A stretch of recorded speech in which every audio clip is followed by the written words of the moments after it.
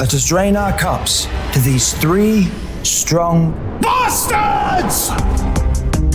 When you look at the dragons, what do you see? When dragons flew to war, everything burned. I do not wish to rule over a kingdom of ash and bone. Aegon Targaryen sits the Iron Throne. I was given the Conqueror's name, so I shall wear his armor to war. The war will be fought, and many will die, and the victor will eventually ascend the throne. Men would sooner put the realm to the torch than see a woman ascend the Iron Throne. The dragons dance, and men are like dust under their feet. Dreams didn't make us kings. Dragons did. Dracarys!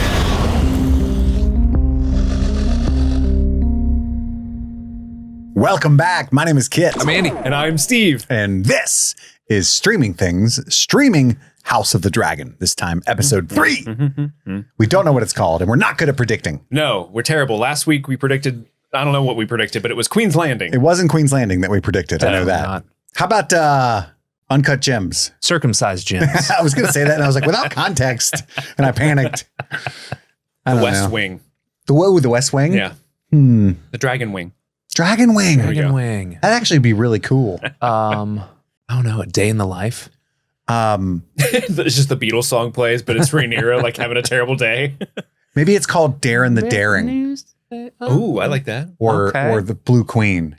Probably not Blue Queen. It's not much about Tessarian. Yeah, Tessarian's not in it that much. Tessarian's in like a shot looking like a Skeksis from the Dark Crystal, and I love it. But like it cuts, you see her in the background. I just think, I went Salacious Crumb with it for no reason. I mean, that's very Skeksis. Yeah. Let's be honest. That'd be funny if that was somebody's dragon. Yeah, you're always like, there's Vagar looking intimidating. Caraxes is intimidating, and then you're on yours. I think, sorry, guys, I can't get it to stop. It just does This is the one that chose me. I hate it. I would be like Viserys and just never ride it. I put it down. There's something not right with that dragon. I took it to the Dragon Keepers and had it put down. Some controversy this week. I hope it doesn't affect us. And that's like how I treat all controversy. You know, I hope that doesn't affect me, but it probably will. Oh boy. The episode 3 leaked. Did you guys see this? No. Yeah, it's like a major thing. Everybody's a piece of shit. Says the guy who gets to watch it early. And like, come on, guys, just wait. Wait your turn. Just wait. But I hope they don't like crack down and stop sending them to us. It'd be very annoying. But they didn't leak the title, so we still don't know what that is. But we watched episode 3. If you're listening to this, hopefully you have as well. And we're going to get into it. We're going to talk about our overall thoughts on this 3rd episode, scene by scene, play by play recap and reaction. And then at the very end, we'll do a bunch of fun stuff. Nominate our Valyrian Steels, our top 3 favorite moments of the episode. Get into some dragon eggs. We'll get deep into the book lore, Easter eggs, tids and bits, all kinds of stuff that we can. Oh, yeah. And then nominate our Mummer's Dragon, our favorite performance of this episode. Mm-hmm. And then we'll cap it all off, maybe, with our Westerospection segment. And that is specifically designed for people who have read Fire and Blood, Song of Ice and Fire. And we kind of want to talk about, hey, I wonder what they're doing with this thing that we all know is supposed to happen, yada, yada, yada. But there'll be an extra spoiler bumper for that. So you don't have to worry about that. All we'll be spoiling for the most part is episode 3 and back. Yeah. If you guys like what we do here and you're really into this universe, you'd probably love the Patreon at patreon.com/streamingthings. We've covered all 8 seasons of Game of Thrones over there, every episode one at a time. And we're in the middle of Breaking Bad coverage as well. There's all kinds of good stuff over there. Discord membership, bonus movie episodes, hundreds of those. Arcane, Midnight Mass, Firefly, just oodles of fun. Oh, yeah. People have reported oodles of fun being had over there. And you could be a part of that. 9 out of 10 doctors recommend streaming things for oodles. That's true. More misogyny. Yes. 4 stars. That's 4 stars. 4 stars, though. That's the part we should focus on. Yeah. Okay, guys. Some big stuff happened. Before we get into our overall thoughts, I mean, our overall thoughts are going to be mostly gloating, I think. Steve, you can lead that charge. Hashtag Steve was right, baby. You can't deceive a deceiver, as we all You can't know. deceive the Steve. No, ooh, Andy, like Yeah. that. Let's put it on a shirt. I love it so much. Guys, Now receive the Steve. now maybe some... that shirt's not as popular. Now, some of you may not have heard this part of our conversation because I believe it took place during Westerospection. But Oh, that's a bummer. that is a bummer. But your boy Steve did mention that there were, in my research trying to figure out who played who we thought at the time was Darren the I think Daring. this was like in the primer episode too. We talked about this, right? It might have been. So it's either the first episode or the primer. Mhm. But I wanted to double check and verify I had the actor's name right who was playing Darren. And 2 names came up and I said, ooh, that's strange. And it was, just who is who. And so I came up with this plot. I was like, I bet they're going to show you this Darren in the episode 1. He's not going to get a lot of fanfare. It's going to look like he's just Ormond Hightower's lowly squire. And then they're going to bring out a fake Darren as some sort of ploy. And we're like, well, what's the ploy about? That's not in the books. They never do anything like that in the books. But I was like, there's 2 of them. They're going to do a ploy. And then we did our episode last week, and we don't see the next week on Hot D videos that you guys see at the end of each episode. So we had not seen the trailer for this episode, and a lot of people were writing in. I know to you, Kit, I had seen some of it as well, where people were like, oh, you guys are going to feel so stupid. They showed Darren, and it's not the guy you were talking about. That guy has brown hair. He can't be Darren. Mhm. He's got brown hair. And I was like, guys, it's a fake Darren. And lo and behold, fucking fake ass Darren. More like Day Wrong. Yeah. Yeah. Darren the liar, Mm-hmm. not Darren the daring. Darren the red herring. Ooh. Ooh, good one. Andy, full disclosure, we've workshopped these all week. Oh, you have. And yeah. Okay. Two of mine were I think in a Erica's. group chat that you're in, no big deal. We're not Yeah, offended. Busy guy. Busy guy. It was so funny. I texted Kit. I was like, hey, is it okay if I hop on and watch the show? And you're like, yes. I want to say something to you, but I won't. And at first I was confused and I'm like, what happened? And you're like, it's about the episode. I'm like, Yeah, no. okay, say no more. And then the episode ended. First person I texted was Kit in all caps.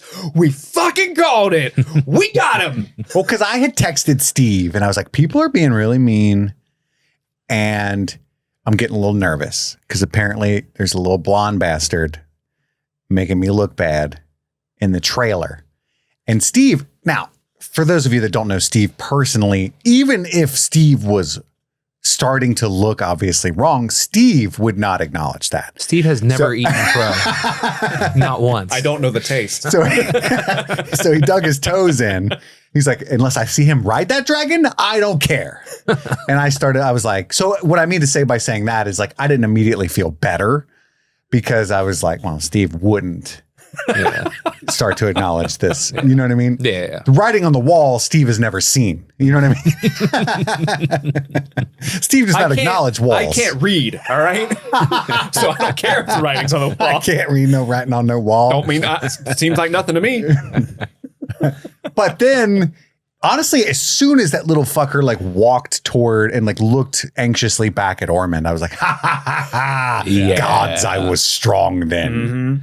The whole time, that's because it's a cold open, right? And you're right there with Ormond and Darren, and they're on the battlements, and you see Tessarion in the background the whole time. And I like, Who the fuck's this guy? That's not him. I don't know who Shut up, that Tessarion. God damn it, why did we teach you common tongue? He's just Although- the Chamberlain over there. This whole ruse working is based entirely on the massive fucking oversight of Daemon being like, give me the boy, keep the dragon. You know? At no point was he like, okay, bring your pet, let's go. Maybe it's like, give me your best soldier, leave his gun kind of thing. You know what I mean? Like keep that guess. away from him. Yeah. The gun that only works when he touches it, like a Judge Dredd kind of gun. I don't know. I thought that too. It also only works because they forgot to introduce this character in the first 2 seasons. For sure. And it's believable that no one knows what he looks like because no one has ever seen this yet. Yeah. And like, well, yeah, because he's been in Old Town the whole time, but also, he hasn't been in the show. Yeah. It is fascinating in general what they're doing because in the book, Ormond and Darren have fought half a dozen battles by the time we see this scene. Yeah. And they have like been dominating the war in the South. And the show makes it look like Ormond's just showing up. Like, hello. We've been walking for 3 months. Is there a war? God, it's stinky. Stinky. Let me smell my potpourri. Yeah, that's why he's called Darren the Daring, is he does some daring stuff on that dragon, and they dominate because of Tessarion, and there's no dragons to oppose them in the south.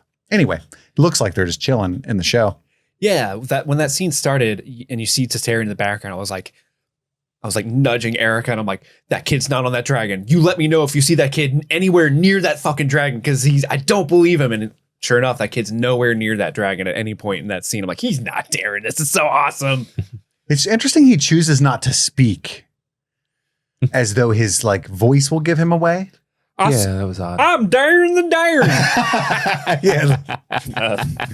I don't think Allison's kids talk like that. I sure do. I grew up in that there old town. Yes, I did. That there old town. We got the Citadel and the High Tower. That's a mighty fine picking and a singing. That's a mighty fine picking and a singing. Oh, God. They pay you $10 to sing into that box. Shoot, he paid me $10 to scrimp my hair. Get it all blonde looking, all purty-fied. That's right. And all I got to do is not speak and get a hot and a cot. I'm in. I got the idea he's like not poor. He's pretty well off. He's just not a lord, you know? Yeah, he said his mom was a merchant. Merchant, yeah. Also, you cheated because you knew it was a named actor playing that random person in the background. Yeah, that's Link and Zelda standing there with no lines. Let me press back and say all actors are named actors. That's not true. They all have names. Do you know who Gary Winkelstein is? Exactly. But he has Me a name. and Gary go way back. Man. That was the Dragon Keeper number 6 in episode 4 of season 1. Unnamed. I got him confused with Dragon Keeper number 2. Well, let's talk about episode 3, other than the fact that we were right, mostly Steve. I've been riding his coattails on this. Hell yeah. I was like, it'd be dumb to do this for a character that we don't know. I'm just relieved that they like finished it in an episode. Yeah, they didn't string it along. Episode 7. Haha, it's not Darren. Like, who? Yeah, it's not who? Yeah. Most show watchers, you know. Okay. My real name is Zebulon from Old Town. All right, so we're going to not predict the name of the episode again. We don't really have any ideas. What did I go with again? For the it was Darren the Daring. Yeah. I want to say the Reds, because like this is all from the red side of thing, or the blacks, I should say. Are they calling them the Reds in this? This one goes to the Cincinnati Reds. Okay. Well, anyway, point being, like, also they're not going to call this episode the blacks. Yeah, they can't do that. But what could they call it to have it be just focused on Rhaenyra and company? Because the Greens aren't in this, you know, except for those that are there by force. I feel like it has to be something that has to do with Rhaenyra only, because it's her episode. Right. It could be like. So my thought was like the Reds and the Greens, but if they can't call them the blacks, and they're not going to say the Reds, because anybody would be like, who? So I don't know. Yeah, no one's ever said the Reds. We need ever. It's not a color that gets brought up. It's the Cincinnati coming out in me, okay? I don't know, but yeah, it needs to be something it all that Christmas. Very specifically just Rhaenyra. Rhaenyra the First would be a good title, because it's like you get the first when you become the first of her name, maybe. You know, that'd be cool. The Rat Queen. There's a lot of rats. Yeah. It also would be another good opportunity for the Realm's Delight if that hasn't been used yet. It has not been used yet. So Realm's Delight would be a good kind of ironic title here. And there's that scene where she's like, I've finally been brought back to you, and here's all this food that I stole from the merchants and such. So she could be in that moment, she is the Realm's Delight. So yeah, I like it. Okay. That's taken precedent. That's taken my number 1 spot. It's either that or the Cincinnati Reds. That's right. Yeah, that's a close second. Also, Big Red Machine. Servato, we need your assistance. Johnny Bench. I'm just racking my brain right now, and I'm trying to think back to any of the marketing that's gone on for the last like 4 years. Have they ever said like the blacks versus the greens? It's Team Black and Team Green that they have used for the show. They're not going to name it Team Black. That'd fucking be stupid. It's stupid as fuck. Yeah. That's almost as dumb as the Reds. It'd be awesome if it was the blacks, and I hope that they commit. Hey, that's technically that team. All that aside, Andy, what did you think of episode 3? So I had prepared myself for what I was told was the funniest that this show has ever been, right? Episodes 3 and 4, hilarious. Well, maybe 4 is. Yeah, definitely not this one. This one is like claustrophobic and uncomfortable the whole way through. I was joking with the guys before we started recording. I was like, this is uncut gems, but not quite as bad. It's more like circumcised gems. You know, they've snipped it. But yeah, I mean, the score does some heavy fucking work to just make everything uncomfortable. It's like Rhaenyra turns a corner and you get bung, and then like another bad thing is happening to her. Everything is going fucking wrong. And they framed this entire episode over the course of how long it takes to take down the Christmas decorations. You know, like, we got rid of all the green banners and stuff, Your Grace, the end, which I thought was hysterical. I thought that they did a phenomenal job moving the plot forward a ton in this episode while being almost exclusively expository, which is cool. Like, Rhaenyra is an indoor character. It has to be expository because they don't have her do the fighty shooty things, you know, and that's fine. I got frustrated at times, I think, because of what I thought was a dumb choice with the Darren twist. And it felt telegraphed when the kid walks up and says nothing. And when the dragon doesn't come with him, I'm like, well, that's not him. Plus the whole casting and recognizing the young boy with brown hair. So I was annoyed while all of that was going on.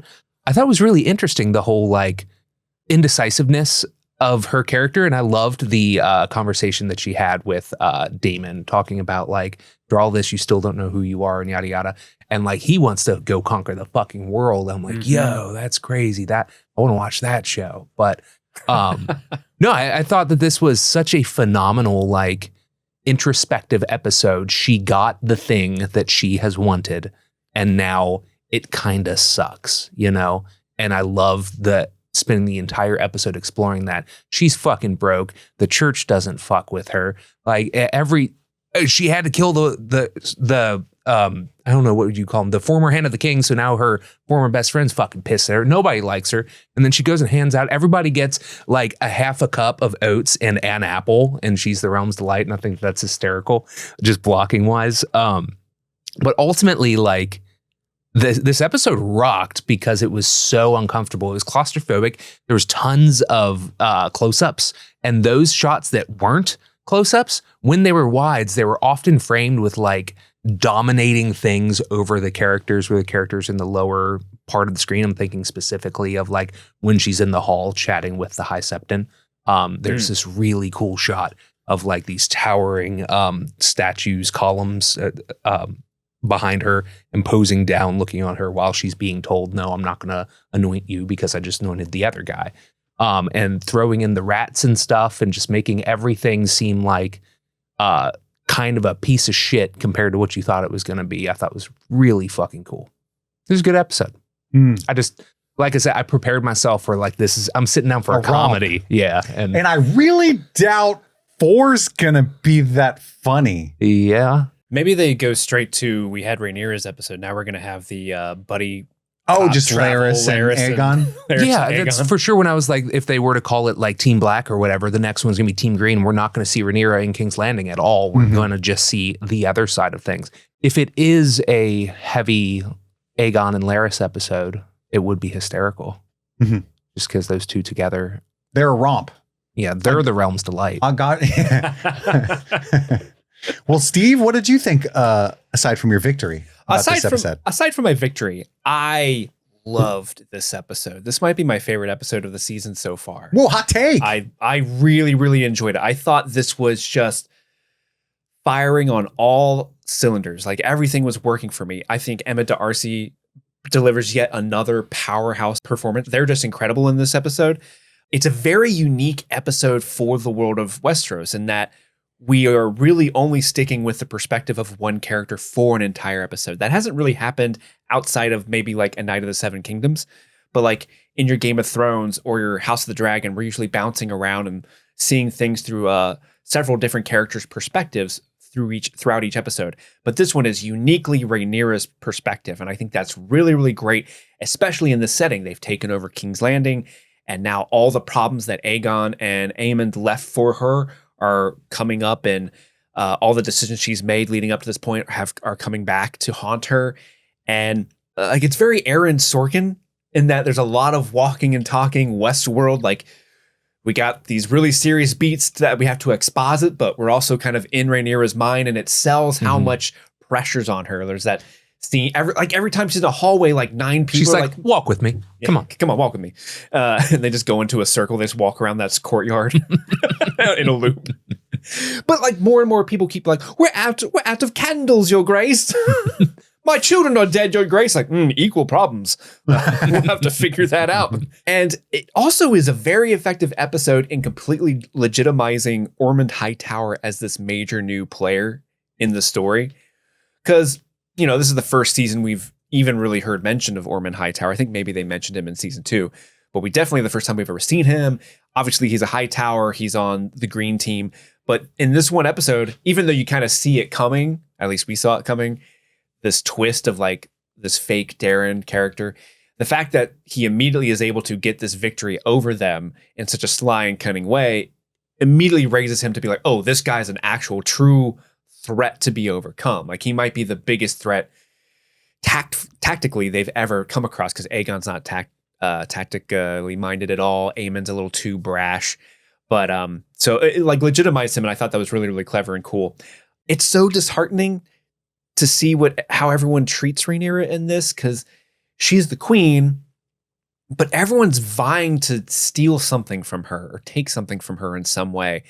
Like whether it's the common folk asking for things or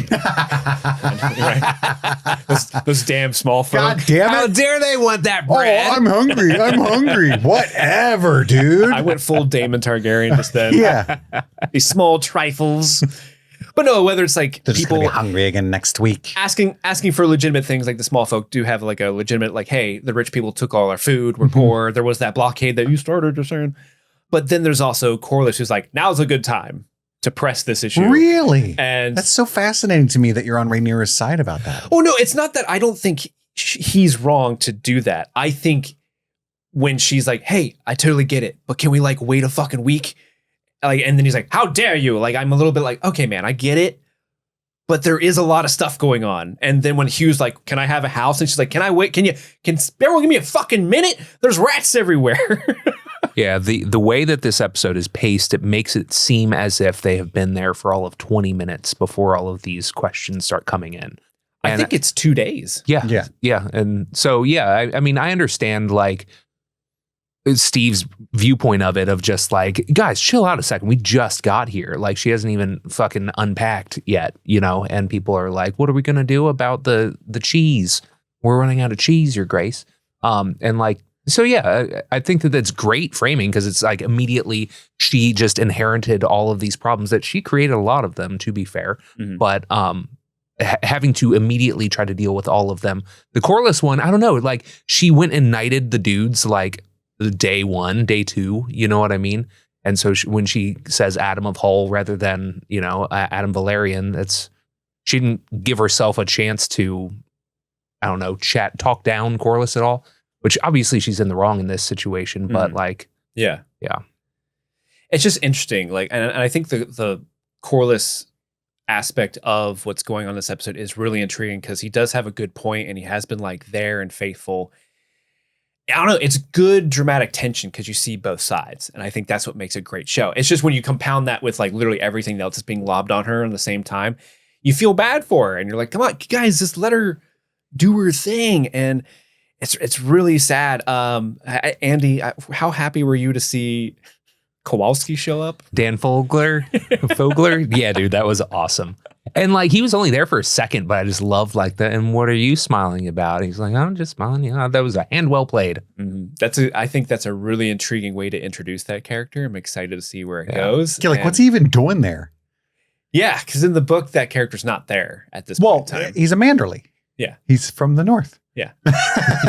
So I'm interested to see where that goes. He's really far away from home. He just likes to party. He showed up. I am also here. Heard the new queen was here. And it's like, we're going to be searching your house too. And it's like, he doesn't have a house there. He doesn't live there. But search my apartment. Yeah, I got a condo. Seaside. It's a timeshare. No big deal. It's mostly a bunch of sex toys. Have fun, Your Grace. Hope it's not awkward. Hope you enjoyed that hand well played in my place. You ever seen the American Challenge? Ooh, what's the American Challenge? It's like a giant fist. I saw it once. I have a new toy. It's called the hand well played. That's actually really funny. They should call it the Hand of the Queen. But no, wonderful episode. Kit Lazer. Fist of the First Man. There's so many. Hard Home. Widow's Wail. Sorry.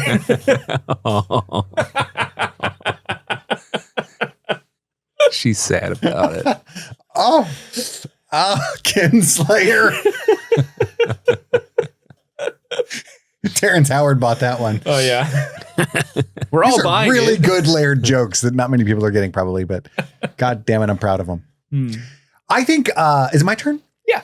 I'm really torn about this episode. I think it's fantastic in isolation. Like, it's one of the best episodes of the entire show from a writing perspective of telling a contained one episode story and doing like a cool kind of new thing. Does that make sense? In the same way that like Breaking Bad that we're covering this week is very similar. Greenlight. It has like a really cool tie-in, you know what I mean? Between like a something that's literally happening plus like, oh, green is a go for getting back into the biz. You know, they did something really interesting and cool in a self-contained way with this episode, and all the actors are incredible. I like a lot of the stuff.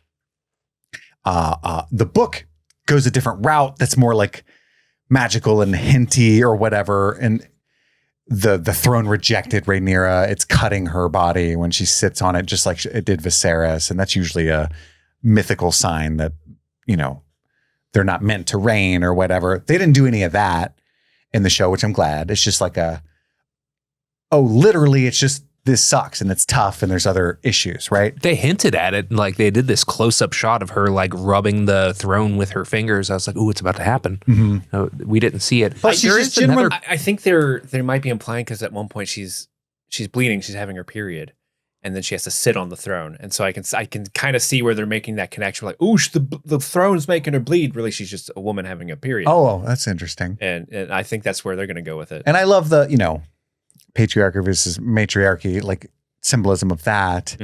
I don't even know if that's accurate to say I hated it. I was extremely uncomfortable with the Corlys stuff. Yeah. And I find it fascinating how you guys reacted. Because my wife, who hasn't read Fire and Blood, fucking, not that would matter because it's not in the book at all. I don't even know what the fuck they're doing. Hated it. Right? Like, what the fuck, Rhaenyra? You know, hated her choice. Okay. Hated, no, well, yes, but also the show's choice to just like have them do this, right? And, you know, you kept saying like, I see both sides, and I don't. I really don't. I don't hate it as a choice for reasons, but like, I don't see Rhaenyra. I think it's very obviously Rhaenyra going against who she really is, betraying allies. I think it's 100% a betrayal. Because Corlys specifically, it's like, I think maybe you didn't intentionally do this, but I feel like you guys equated him with the wax guy. And it's like, this guy has lost multiple children, his wife, his entire castle, generational wealth, supported her when no one did, when he actually knew that those were bastards. He was like, I was going to let that dude fucking inherit my castle and my name when he's not even actually my blood. And I was like super chill about that. And she didn't have to, it's like, oh, she doesn't have time right now. She doesn't have to do anything other than thumbs up. You know what I mean? Yeah. That knighting that she already did, she could have just said Valyrian. Right? Yeah, but my point of why I see her side of things is her whole point for most of her life is the legitimacy of her kids, and her, you know, she believes that by doing that, that's going to somehow reflect poorly on Joffrey, her last son with Harwin Strong, who has the dark hair. And to me, that's completely believable for me that Rhaenyra would make that choice. Like, no, I have to protect the legitimacy of my son, so I can't do this right now until we can maybe like get a campaign going where we get, you know, like a whisper campaign where, oh, it's actually really cool and dope. We should totally do it. Because I could see her like going that extra mile for Corlys with time. But I understand why Corlys is like, no, fuck that. Like you said, I did all this stuff. I deserve it. But he I think could die at any moment, and then it would be too late. They would, you know what I mean? Yeah. And I think my take on that is that, and I don't mean this to sound like a judgment on like your specific character, and prefacing that makes it worse, but it's like, but it's going to sound that way because I'm like, I think it's so, yes, there is a perspective where it's like, oh, that could hurt Joffrey. She's being diplomatic, but it's like, no, she's being cowardly. She's being craven. Absolutely, she is. She's being selfish. We're saying the same thing. I'm just saying, like, I believe that's in her character to do that for Joffrey. Sure, but it would be like if I sold a screenplay and got famous or something. You know, like pulled a Curry Barker. You know what I mean? And then you were like, or Andy, either one was like, hey, I have a script. I think we should work together on this next project. You know, you got a blank check, carte blanche to do whatever. Let's do this thing we've been planning on. And I was like, ooh, imagine how gross it would be if I was like, I mean, I barely got my foot in the door. I'm going to do this thing with Downey Jr. And then like maybe my like fourth project, we could all like do a thing. Okay. Like, you guys keep clocking in for a little while. Yeah, but you'd be like, but in that scenario, fuck him. But in that scenario, I fucking hung out with him when he was broke as shit, always worried about his gallbladder and shit. You know what I mean? Like, that's so gross of somebody to do. Sure, but in that scenario, you're also not writing a screenplay and running the known world, you know? But this is also more that like... makes it worse for her because she's God. You know what I mean? She's like, they're going to judge me. And he's like, she's not though. That's make the thing. judging you illegal. What are you talking about? You know what I mean? In going with your metaphor though, it'd be like you on day 2 on set and me hitting you up like, hey, what about our script, our thing that we should be working on? Yeah. You know what I mean? Like, let him finish his movie first. Yeah, but you're going to die at any moment. Right, that's fair. So you really need to make this movie. I just need you to like... Also, your house burnt down for me to Read make my script. my other movie. You know? Right. You know what I mean? Like, The insurance money funded it. yeah. And you're like, what? Hey. Exactly. Yeah. Andy sold his house to get me that project. And I'm like, I'll get you on movie 4, bro. Thanks, bro. I don't know. I just, I was like, disgusted with her for that, but like I'm supposed to be, I think, you know what I mean, is how I took it. And yeah, I know what you're saying. Like I can see how she would think that based on her trauma, but I guess maybe I misunderstood, but I think it's 100% a bad move and the wrong move morally as well. I think Corlys is in the right to be upset. Oh yeah. Well, I just think even if it didn't, I just think like I judge her morally, you know, and that's one of the first times I've done so. Yeah. Open marriage, all that stuff. I'm like, hell yeah. You know what I mean? Like, That's your uncle, girl. Get it. Okay. Maybe not the first time, but like in universe, you know? You guys do think that they were implying like a racial element to it too, when Corlys is like, say out loud the reason that you are denying my family this, right? No, you not didn't necessarily. read it that way? I think it's more like, you know, this is bullshit.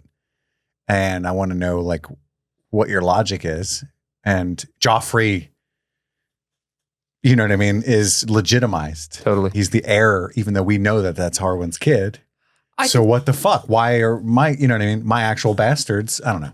I think if within the universe, maybe there isn't, but I think the filmmakers are playing with that for their audience. Cause I think there is something like that scene when they're like, you know, Sir Ulf, what do you want your style to be? It's this. I want it to be white. I want it to be hammer. And then they get to Targaryen.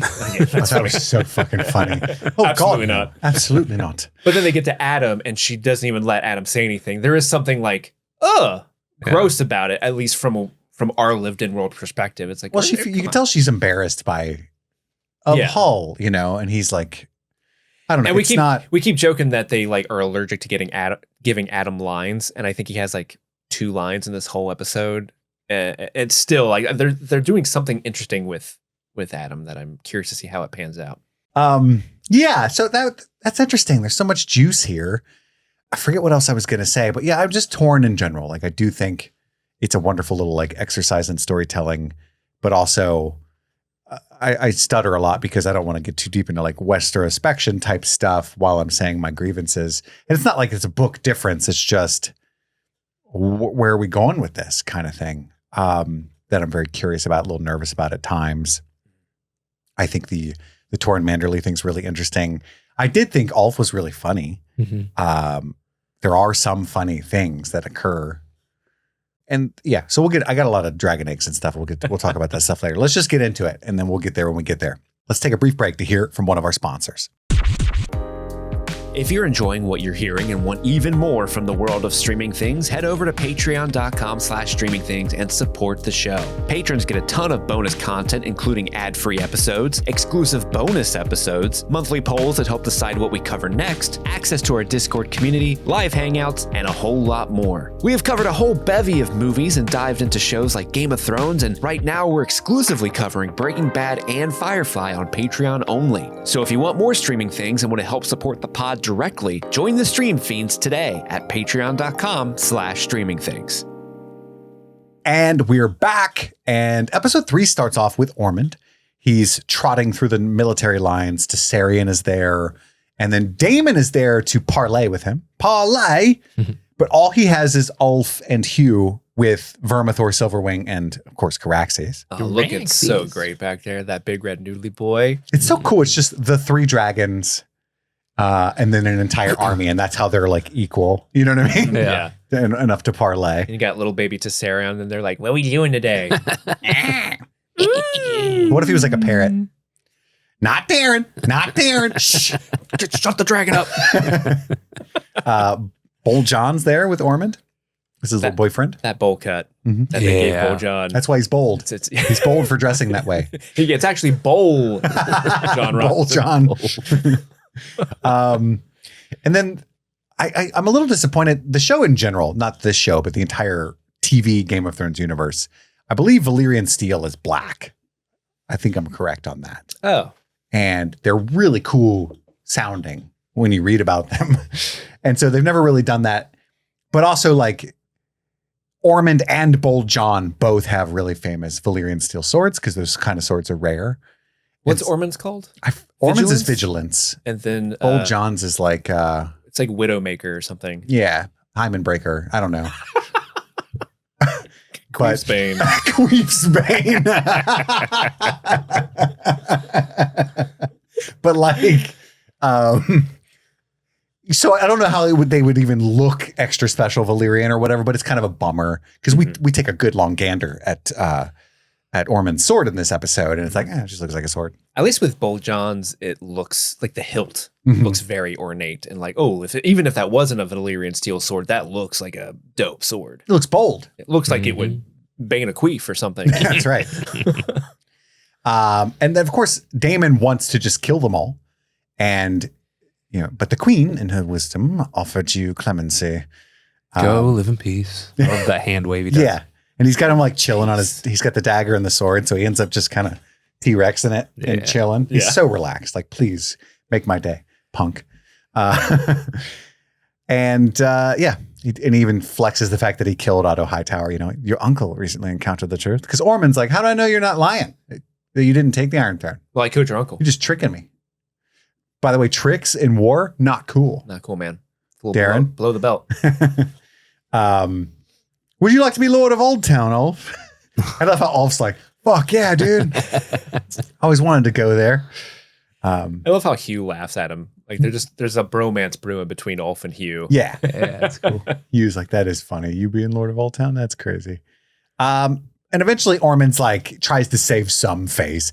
I would be totally down to fight, but I got to think about all my nerds and stuff. So in the interest of peace, I will submit. Between you and me, I'm hard as fuck, but they're all weak. And I would totally get the fight going, but like on account of my weak baby boys back there. Bold John, his name is ironic. He's not bold. He's not down. It's seriously, it's Bowl. Look at that haircut. But he looks at the sword. I love how, so he's like, I will submit. And Daemon kind of like glances down. That's all he does. But he like gestures. All right, bitch, get down then. It's such a gangster scene. It's very Western-like. Yeah. And then he draws a sword, lays it down, and Ormond pledges to Rhaenyra. And he shouts at his troops, our campaign is ended. We take the Rose Road homeward. And then Daemon's like, being a dick. But wait, there's more. I almost forgot. Your ward, Darren Targaryen. He'll be coming with me. This deal's getting worse all the time. And already at this point in my notes, I put his name in quotes because I wouldn't. I said, Wait, mine just says fake Darren. Darren. Ooh, Andy, you called it right off the bat. A fake Darren gets brought forward. More like Farron. Yeah. Am I right? He may not be playing Link in the Legend of Zelda movie, but he looks like a good Link, if we're being honest. Totally. That white hair and that green high tower outfit. And the other guy's playing Link, the real Darren. Yeah. Interesting. Pretty cool. Then we cut to, we get the title sequence. And there's one little continuity that I really am appreciating this season, that is Darren greeting people by saying, well met. So like he brings the fake Darren out. It's like, well met, Ormond? nephew. Or Damon. Damon. Well met, nephew. Like, well met. That's like the second episode in a row where he's like greeted someone with the well met. It's a Nux. We should open our episodes like that from now on. Well met. Well met. I'm Kit. I'm Andy. Well met. Well met. It sounds like helmet. Which is actually what Bold John Roxon uses to cut his hair. That's right. That's right. Then we cut to straight to Rhaenyra. And you talked about, before we get into this, I meant to comment on this on my overall thoughts, but I got so flustered about the Corlys stuff. I was so goddamn shocked. You talked about the cinematography, and I don't think it's bad, but I don't love it. There is like this weird choice they've made all season long, all 3 of these episodes. 90% of these shots are in either extreme close-up or some kind of extreme shallow depth of field. Yeah. Even the wide shots are like blurry in the background. I'm not a camera guy like you guys are, but I'm like, the first episode, I was like, that was a choice, but I thought it was awesome. I love this. You know, a lot of people said it looked bad that I know, but I disagreed. I was like, talking about the gullet fight? Yeah. Interesting. There were some like wide shots of like fiery ships that were oddly they put a lot of smoke and stuff, yeah. But like, everything is so shallow. But now we're 3 episodes in and I'm like, okay, what the fuck? Did they lose half the lenses? You know, well, what do you make of this, Steve? I know Claire Kilner directed the previous episode as well. So the second episode in a row with Claire behind the camera as the director, at least. So it could be a stylistic choice that they're fond of. But they've also directed like 9 episodes of Hot D other than these. Correct. So. But the first episode was even blurrier. You know what I mean? And I'm not talking about the battle scenes. I'm talking about the dialogue scenes. They keep making this choice. You'll see like the throne is in the background and it's just like a blur of iron, you know, and once or twice I'm like, neat, but it's the entire show is like this now. Typically, I'm a big fan of that. I like the shallow depth of field as a means of like establishing your subject and then being able to rack focus and, you know, transition the audience's attention to something. I think it's super cool.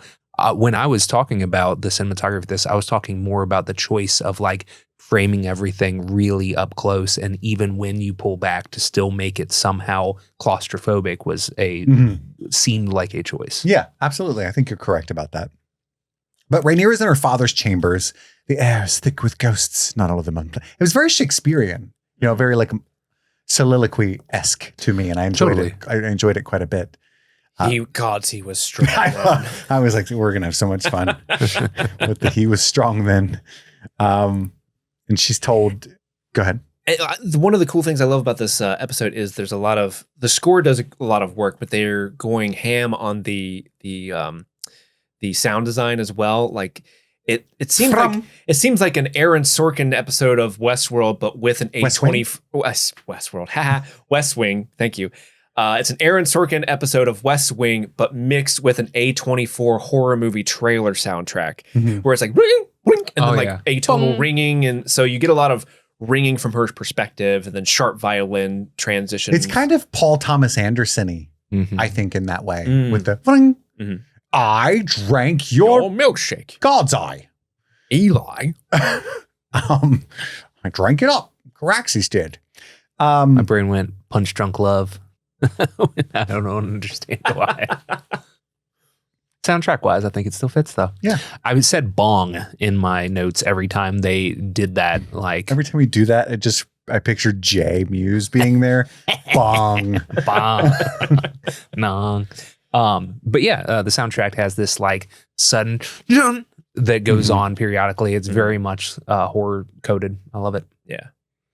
Yeah, I think this episode stands apart. It's unlike anything else. We keep saying different things, but yeah, it's very Sorkin-esque. I think it's and I mentioned PTA, but it's also like a Wes Anderson or a Yorgos Lanthimos, or there's something like where it's kind of funny, but unsettling is where my brain's going. Yeah. And it's interesting, I think. And that's why I did love it for that reason. But I think it's kind of it's some of the least fun I've had, some of the most worried I've been at the same time. So I don't, really know where to land on that. I was on the edge of my seat the entire time. Sit back, man. Relax. Oof. Yeah. I got my heart palpitations. Steve. I got some heart palpitations. But yeah, he says, Lord Ormond surrendered. I got your little prince. And he's like, I still think I should have just incinerated everyone, but whatever. That'd been cool. And she says, no, I think I want to rule as Viserys would have wished, her father, right? I must justify my father's faith in me.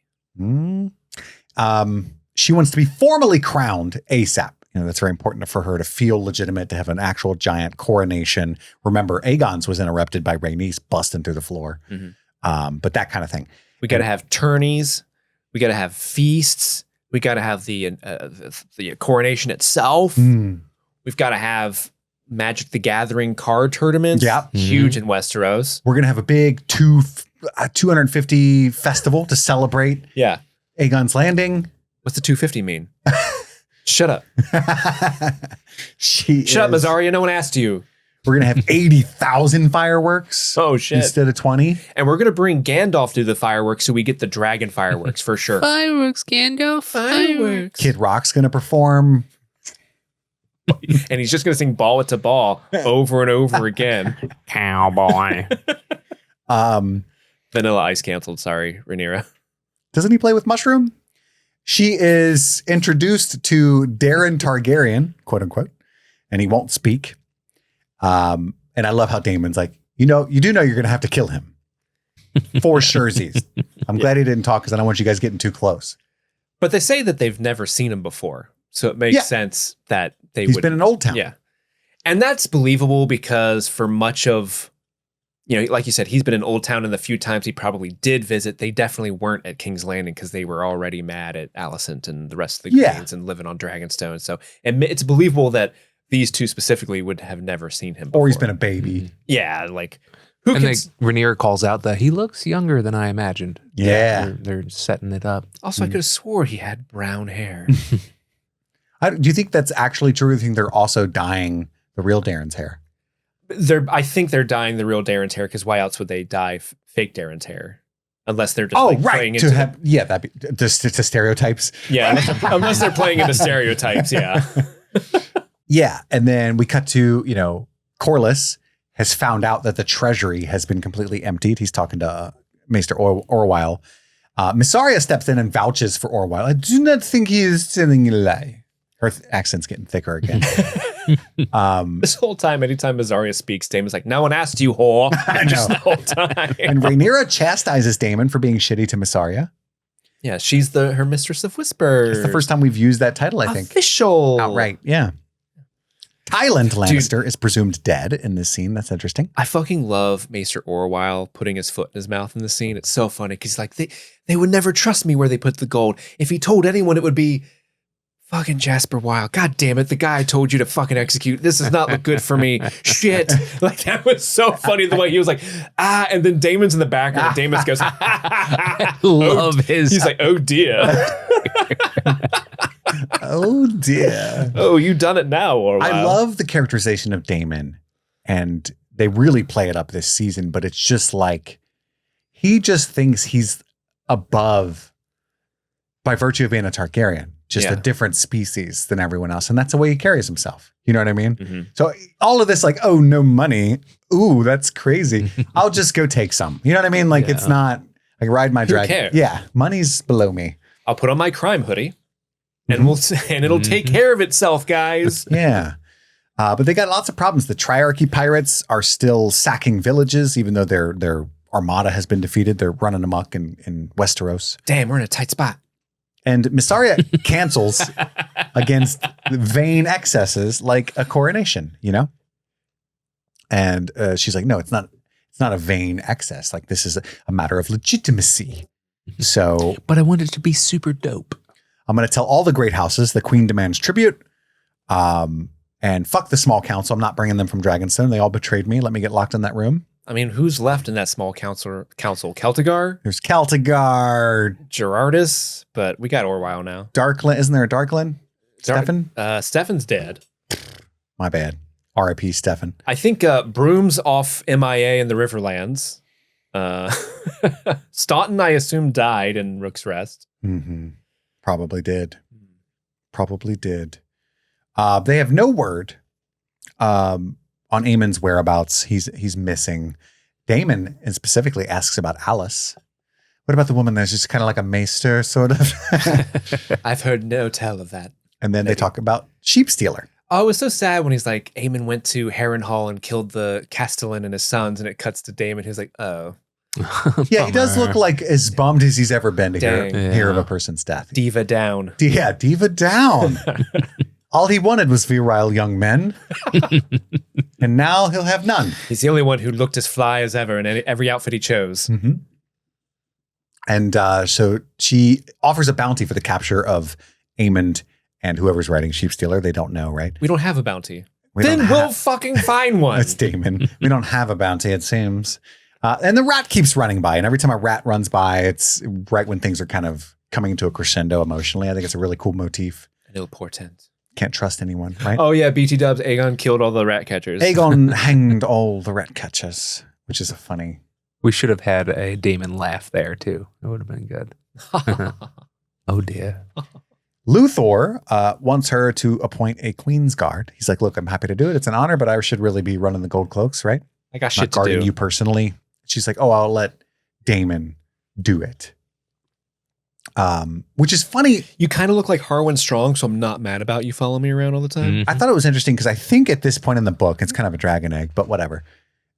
It's not really a thing. Like in the book, when she becomes queen, she doesn't have Daemon do it. She has Luthor, I think, appoint her Queen's Guard members. And Sir Laurent is one of the main, or no, she has Sir Laurent do it maybe. I don't know. Sir Laurent is still the commander of the Queen's Guard. Yeah, and he's like not a baldy that's dead. Yeah, all that stuff that he did in the previous episode never happened. Mm-hmm.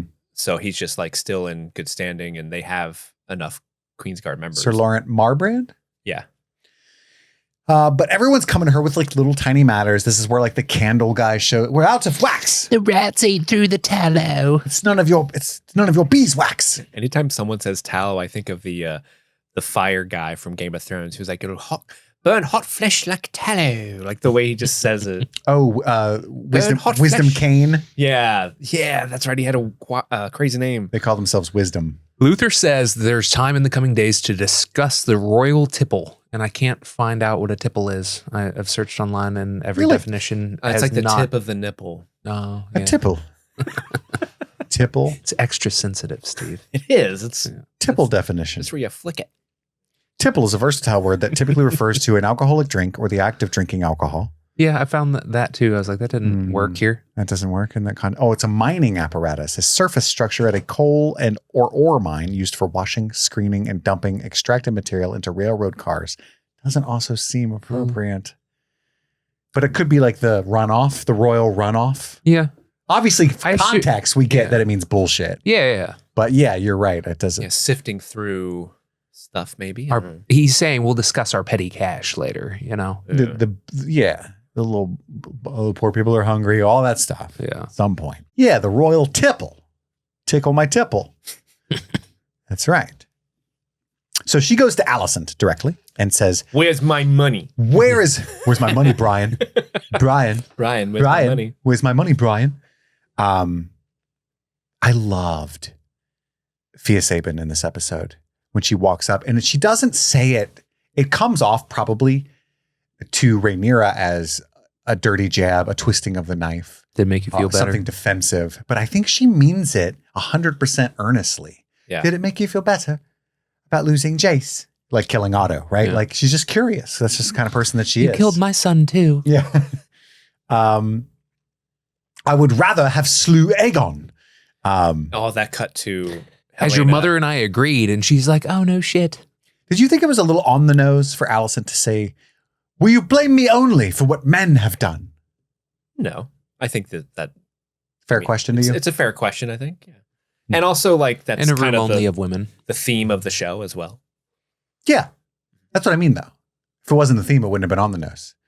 On the nose of what? I mean, it's that's just the theme. So, like, Yeah. I don't know. Got to bring it back every now and then. Yeah. Dragons are bad. Allison says, how about you just declare Aegon dead?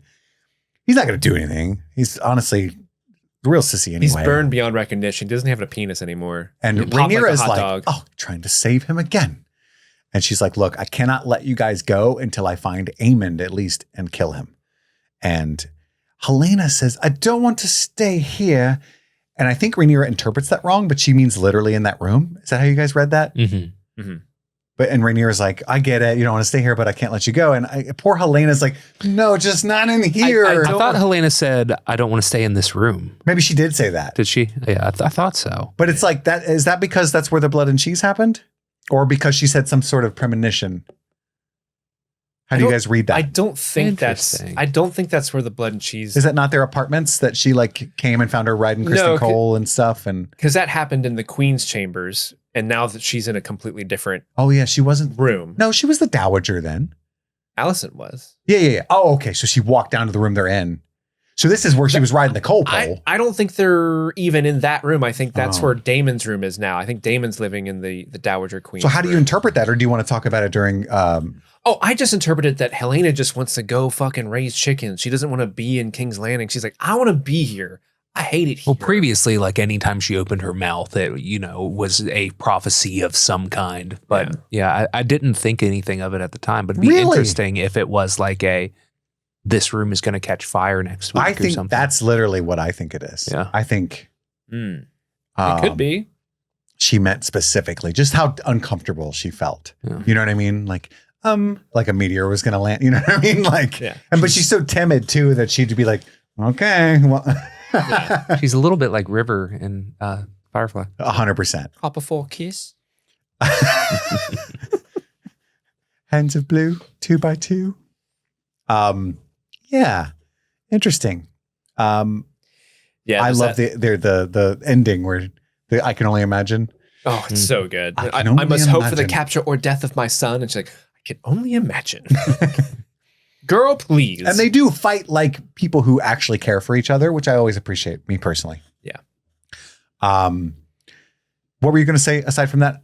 Oh, that's basically it. I mean, the heart and soul of the show is the relationship between Allison and Rhaenyra. Mm-hmm. So whenever they're able to bring that back, I know a lot of people fucking hate that shit, but Yeah. I love it. To me, it's like the emotional core of this whole entire story is their relationship. And so I like whenever they bring that back. Agreed. I hope Emily Carey's doing well. We know Millie Alcock is. Yeah.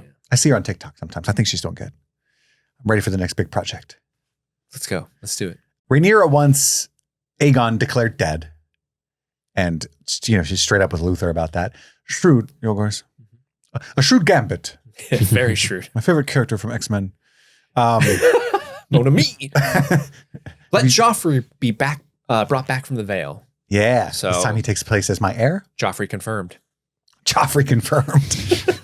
On Stormcloud. Rhaenyra Taraxes. Yeah, Stormcloud was Little Aegon. Little Aegons, yeah. Rhaenyra sees Jace walking in the hall. There's like this, I wasn't sure how I felt about his specter. Did you guys like the specter of Jace? Bong. It was a very long scene for what it was, I thought. I liked it, especially for like someone who's like, she hasn't had time to grieve for her it's just son. been like a week. Has it been a week? Has it been a day? You know what I mean? Or like a couple days. Like, well, this was 2 days after she took the throne, you said. Well, by the end of the episode, when she's talking to Darren at the very end, and when that's revealed, it has been 2 days. It's been like 18 hours tops at this point. Yeah, so it has not been long at all. She hasn't had any time to truly process her son's death. So they had to kind of bring it up, is what you're thinking. I like that they're bringing it up. I'm glad they didn't just like, forget that kid. Mm-hmm. Like, he doesn't matter. Like, I think his death and the death She of definitely loved him Luke, more than Luke. For sure. For sure, Luke had no personality. A middle child, too. Come on. His Yeah. dragons sucked, like. That's true. RX. Yeah. Sweet baby Luke and sweet RX. But like Jace's death, I think, is instrumental to the story of if they are telling the story of Rhaenyra going down a darker path, which this episode seems to be telling that story to me, at least. I think that's instrumental, and she has to be reminded of that visually, I think. Well, and also this episode is just fundamentally how much shit can we pile on top of her, you know? Yeah. And so BT Dubs, her son just died, you know? Mm-hmm. I think this That's works one of pretty two. effectively at that. Complete the set. But the one boon, best character in the show, finally brought back Alinda. Alinda Massey. Alinda the maid. She's brought back into her service. She wants Massaria to question the staff and replace any that are too loyal to the Greens. And then we get the whole scene where the High Septon refuses to anoint her. This dude's fucking bold. They should call him Bold Grand Septum. Take that title off of Bold John Rocks and give it to this dude. and your dragons. What do you think about that? Yeah. Yeah. He does not believe that Aegon is dead. He basically calls her a liar to her face. My gods do not deal in dragons. Yeah, because she's like, dude, it's okay. It's all right. A dragon came to me in a dream. And he's like, Just like holding his hand. The wrong thing could never have been said. Perverse dark magic. You have made your position exceedingly clear. You're a Do witch. not make an enemy of the faith. I like this. Again, it's kind of a dragon egg, but there has historically been a lot of tension between the Targaryens and the faith. So, pretty cool. Interesting little twist. Yeah. Little twist. What a twist. They have their own power. You know what I mean? It'd be like the king could kill the Pope. Not a great idea for his supporter of his small folk if he's going to do that, you know? I would have killed him. Oh, for sure. As soon as he insulted my cute baby dragon pets, I would have been like, okay, you've gone too far. Say what you will about me. Call me a liar. That's fine. I do a fib from time to time. But you dare speak to me about my little noodly boy Pippin? Off with your head, sir. Mm-hmm. He came to me in a dream and he said, Daddy, you will rule one day. You're going to laugh at me about my dream dragon? You who deals in dreams and fake stuff? You know what I mean? And fake stuff is your whole thing. I thought we were going to bond on this. Listen, A dragon came to me. Listen, I thought you were going to be okay with my sky lizard if I was okay with your sky daddy. All right. So he's got sky daddies and mommies. He's got 7 of them. He's got 7 of them shits. Well, they are 7 as one. 7 are one. They're one person. Homelander. It's like the Trinity, but Except it's for a the strangers, like, you know. septuple. Yeah, the stranger. the old left hand. Sit on it till it's numb. Oh, the stranger. Corlys tells Rhaenyra that Alan and Adam are his sons. I love this scene. It's so funny. Surprise. I'm sure you've assumed. These two dudes sitting at our table. Did not assume. And Dude, it's so funny when Corlys is like, I want to give them my name. You can see Adam and Alan both kind of like drop their silverware. Alan specifically is like, he's too proud. God damn it, he's bringing it up now. I just wanted to have a nice duck, and now I can't. I had forgotten, to be honest, that to legitimize a bastard, you needed the crown's approval. Like when Roose Bolton did that for Ramsay, he had to have Joffrey do it, or whoever was, I forget the time. No, I think Joffrey was dead, but maybe. Whoever. He had to have the crown do that. Maybe a sweet baby Tommen. Probably Tywin. You know what I mean? Like, let's be honest, just put the seal on. Sure. Good kid. Have we gotten an inclination of whether Adam and Alan knew their mother growing up? I forget. I think so. I think she died when they were young and very poor. Because when Could they have used sat Corlys's up, help. it was when Corlys said they were born to me off a shipwright that I had met earlier in my travels and yada yada. And then the sit up happened, and I wondered if they were like, "Oh, that's who she was." That was how I read that scene. But I think Alan mentions her briefly in season 2 in a conversation with him and Adam. I think I could be mistaken. Yeah, there's early season scenes between just Alan and Adam. I thought it was brought up. Is it? I thought. Anyway, and he names. She's complimentary of them. Oh, well, Alan, Adam, you guys are cool. Much appreciate. Nux. And Adam specifically, my sweet baby boy. He's got a dragon. We all know that I'm partial to people with dragons. Actually, you won't believe this. I talked to the priest earlier today about the dragon that came to me in a vision. That was you, my guy. Mm-hmm. You did that. Actually, could you come with me? We got to talk to that dude. Alan, you're bald. Points off. However, still cool. You fought valiantly in the gullet. Mm-hmm. I think he should be rocking a 1,000-yard stare. He just after fucking strangling women and stabbing them to death in the water. You know what I mean? Like He still has his blanket from the second episode. His blankie. And Corlys wants to legitimize them as Valyrians. She hesitates, and he says, "A word from the throne. It is simple enough. A word. That's all you have to do. Thumbs up, even." Then she sees Bela in the hall and says nothing. Yeah. Doesn't want to talk to her. Too sensitive about the Jace situation, I'm guessing. Mm-hmm. And then she lies in bed with Daemon. Daemon's sleeping soundly. I'm the king. This is cool. King consort. Probably going to rule the world tomorrow. Not sure yet. Yeah, I can rule from this little bedroom over here. Might fly by Waffle House. That'll be fire. Can we do that, Your Grace? Get the All-Star. Is that Ulf? Me and the Rogue Prince, we hit Waffle House every day. We get wicked hash browns. We get them stomped on.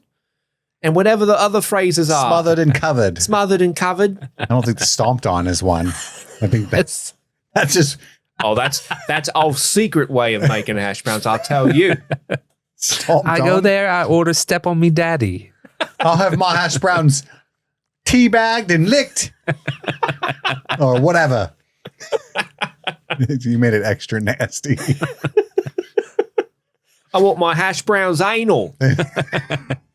Take a shit right on them. Yeah. Spit at them. Spit roasted. Yeah, spit roast my hash browns, please. Somebody who's just not quite adept at ordering at Waffle House. But she's nervous. She's about to go meet the small folk. She's deciding what to wear. And they're like, oh, maybe don't wear all the jewels. Maybe the chain. I love the fuck I'm bleeding. You know what I mean? It was such a good touch. Of course. Like this poor woman. But there's a shortage, not just in tallow, but also in fleece.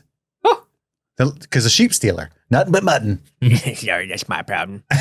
That's my bad. Yeah, my bad. Sometimes I'm looking for a good time. I fly on down south to King's Landing, I think. Know what I mean? And Rhaenyra's like, we'll harvest the fleece before the dragons eat them. Problem solved. Nailed it. Butchers have no meat. They want 500 golden dragons. She's like, well, why don't you hunt in the Kingswood? Corlys is like, you can't do that. Can't let the pores in the Kingswood. Maybe not the boar and the deer, but at least the rabbits. She's trying to think of solutions, but yeah, she's thinking outside the box. It's portraying her as like kind of silly. You know what I mean? Like these are not good solutions. Inept and unaware of the way of things. But the Kingswood solution, I think that's a pretty good on thinking on her feet. Like we can open that up for the small folk and that'll help the small folk. But then the 1%er Corlys Velaryon comes in like, oh, tut, tut, tut. We can't do that. So it's one of those things where like.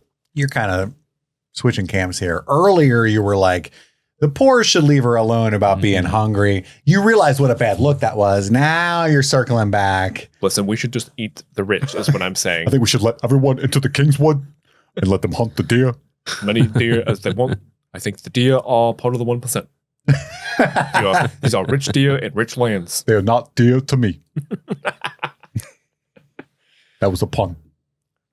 Thank you, Bernie. I'm hilarious. I'm really funny at parties. I tell great jokes. Because I'm not a 1%er. What do you call a blind dinosaur? What? Do you think he saw us? That did land. I just stole that from Jurassic Park. I thought what dragons one got you. It's the Blinken jokes. Now you're just imagining Blinken saying that. Sylvie, Mysaria's friend, wants justice for the common folk. She talks about all the greedy lords who have been hoarding the resources all this time. Sylvie's also Aemon's mommy. Oh, is that the MILF that he liked? Mm-hmm. She's the woman that runs the mother's prostitution house on the street of Silk. Mothers Against Drunk Driving. Yeah. And there's rats on the throne. Oh, no. That's not a good symbol, I'm sure. Mm. Daemon and Mysaria argue about the small folk because he's like, nah, they're just going to be hungry again next week. I can't eat. She gets tea for her period cramps. My tea dog looks That's nice. some gnarly. What? It looked gnarly. I drink it. That's how real tea looks. With that, before we started making the bags for pussies, you just strain that shit out after the fact, or you're just supposed to like get little bits of the leaves in your. Oh, really? Mouth. Then how would Professor Trelawney use that to predict the tea leaves? Oh, no, it's gross. British people are fucking weird. They got the beans and toast right. Better than that. Be honest, it's a prank, right? It's dirty water. Corlys defers to the queen as far as his opinion, and then Mysaria is like, I love this kind of twist. At first I hated it, but on a second watch, I loved it. What would your father do? A banquet, I think. And that time it read like, oh, I'm dumb as shit. I'm just going to party because that's what Viserys would do. Oh, really? I thought so. The first time I watched it, I thought she was just making a glib crack at her dad. Like, he'd probably just do a banquet because he's useless as fuck. Yeah, but she's been very like, Viserys was crushing it this whole episode. Like, I want to rule as my father would have intended. And well, I think everyone knows Viserys is a good dude, but maybe weak. You know, so she would like honor her. That was Daemon's opinion. Good memory of her dad, but also like be more efficient and better. If Daemon heard you say that, he would have your tongue. Only he's allowed to say that. That's true. It's a good thing he ain't here. Goofy ass bitch. They're still taking the good. So there's I wanted to get your guys' opinion on this when she defers to Corlys, and she's like, "What would you do, Corlys?" He's like, "I defer to my queen." Do you think is he just being a little stinker and like she hasn't made up her mind yet about the Valyrian name? Okay. Yeah, he's mad for sure. Okay, for sure. That's what I thought, but I didn't want to like lay that on him if it wasn't true. I pull that move all the time at work when I'm upset. You know what I mean? Mm-hmm. I don't know, boss. It's up to you till you figure out if you want to give me that 75 cents an hour or not. Mm-hmm. How about you figure it out? Go hang out on your yacht and you decide. Yeah. Assistant general manager. 1%er. They're still taking green tapestries down. This is where they knight the three that helped, the 3 dragon seeds. Ulf, how would you style yourself? Targaryen. Targaryen, Your Grace. Absolutely not. She goes, ugh. Well, then I don't have any styling. Well, come up with one. White? I'm a blacksmith by trade, so I'd like to be a hammer. Okay. Ulf the White, Hugh the Hammer, and Adam of Hull. He's very disappointed. It's so funny when Daemon goes to knight them. He starts with Ulf, and he kind of almost cuts him. Yeah, he fucks with Ulf, and Ulf's like, "Stop it, you're making fun of me." Yeah, and then Daemon knights them all. Is that it? And rise, Sir Ulf, Sir Hugh, Sir Adam. Do you swear to your queen in all of your days? Right? Yeah. Yeah, in it. She consults with Luthor about the banquet. Excuse me. The banquet? It's a banquet. A banquet. I want to do a banquet. I'm going to have a banquet. And Hugh interrupts them. He comes up to her and asks about the living that he can expect. I want to know about my wages. I want an apartment. My 3 wife, bedrooms, 2 baths. My wife's gone to Tumbleton to live with her brother. And she's like, I'll give you a house on Visinius Hill. And when? Okay, but when? Which is fair, you know? I'm homeless. Yeah. BT dubs. I'm pretty sleepy. I could use a nap right now. For real, for real. You're telling me they don't have a room for those guys somewhere? They have a room, but it's like they're sharing a privy with Ulf and Adam, and he's got a wife and kids. Say no more. Ulf Sharing is a privy eating with White Ulf. Castle or Waffle House like every day. Dude. Sorry, Blowing fellas. that fucker up. I had him stomped on today. I haven't shit since I seen that goat. It's been backed up. You ain't here, Eddie. I'm blowing it up in here. Come on, have a seat. Let's talk. Let's saddlebag it. The red keeps out of TP. Add that to the list, Tallow guy. Yeah. Queen Dowager Alicent comes to visit Rhaenyra, and she asks that Otto's remains be sent to Old Town. Cool, thanks, bye. And then she laughs ruefully. 'Tis odd to be here with you. We should kiss. We should kiss. And she's like, Alicent, you ruled the realm in all but name while my father were ill. Yeah, totes did. Yeah. Pretty good job, if I do say so myself. How did you deal with it? All the bullshit. In truth, you may not rule and remain yourself. There is in you a door that must shut. Oh, I don't think that's true. I want to be myself. My father was always his self. Your father lived in a world of his own construction. You and I have never set foot there. Ooh, it's good. And she was like, actually, I have. He had his Legos all over this It was goddamn his room. construction. I was in here the whole time. The whole, like, you'll do things that your heart would have recoiled from. So good, man. She speaks at her banquet of lords and ladies at the banquet. And she's making these little jokes and they're all like laughing along with her.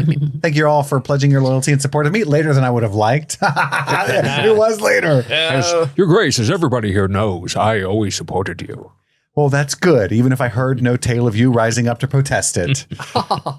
And then it's rats that she's prepared for them for dinner. What's this then? This is what the common folk of my city ate. While you hoarded all the provisions away for yourself. Well, we were scared. Well, too fucking bad. As you sit here, my gold cloaks are entering your storehouses. We're being robbed. Dude, I love that bit where the one guy's like, but the small folk, your grace, they're terrible beings that just scratch and claw and steal every little scrap of food they can. Well, would you not do the same if your children were also hungry? No. Well, admiral restraint. You would lie genteel in your grave. Clap back at that dude. Clapped his ass. These rich people, eat like them. my cheeks and flea bottom. That man was clapped. Yeah, dude. It's a great scene. I love the little twisty twist. Because at first it was like, oh, she's pulling a Viserys. She's just partying. Well, you know, we'll let them eat cake. But no, she has a plan. Let them eat rats. And I love that later Was it rats with a side of worms? I couldn't tell what the know. side dish was. I think they actually had like a nice little kale salad on the side. Yeah, it was just like a garnish. There's plenty of that. I'd try it. Let's not be a complete dick. You would take a bite of the rat. Yeah, we traveled all this way. Did you marinate this? It was cooked in the royal kitchens. I'm sure there's some pizzazz thrown in on it. Your Grace, may I at least have some sweet baby rays? No. Montgomery Inn only for you. Montgomery Inn only. I like Montgomery Inn. I don't like their sauce. The tang. You can dip the rat in ketchup. How very un-Cincinnati of you, Andrew. I know. You're no longer on Team Reds. The Reds. And Torrin Manderly is thereby introduced, played by Mr. Fogler. This was such, like, on paper, if you're like, oh, Dan Fogler is going to be in Westeros, it's like the most, Yeah. sort of casting, but he fucking nailed this. If anyone, at least this scene. it's a I was Manderly, like, oh, you know? if you had said it, he was in it, I'd be like, oh, is he like a silly take on Mushroom? That'd be fun, you know? Yeah. Yeah, he would be a good mushroom. Admiration only for a hand well played. It's almost as if they'll forget that your blockade was the one that started it in the first place. Well, rest assured, Lord Manderly, my memory is long. Yeah, the gold cloaks are going all the way up to White Harbor to rob you as well. Mm-hmm. Okay. Can I get a rat? Can I get in on that? Yeah. I love that Daemon supported her in this, not because he cares about the small folk or thinks that like politics are important, but just because he thinks it's funny. Yeah. I do admit I find it amusing. You shitted and farted on them, yours. All of these people are poop from a butt. From a butt? Is it Luther?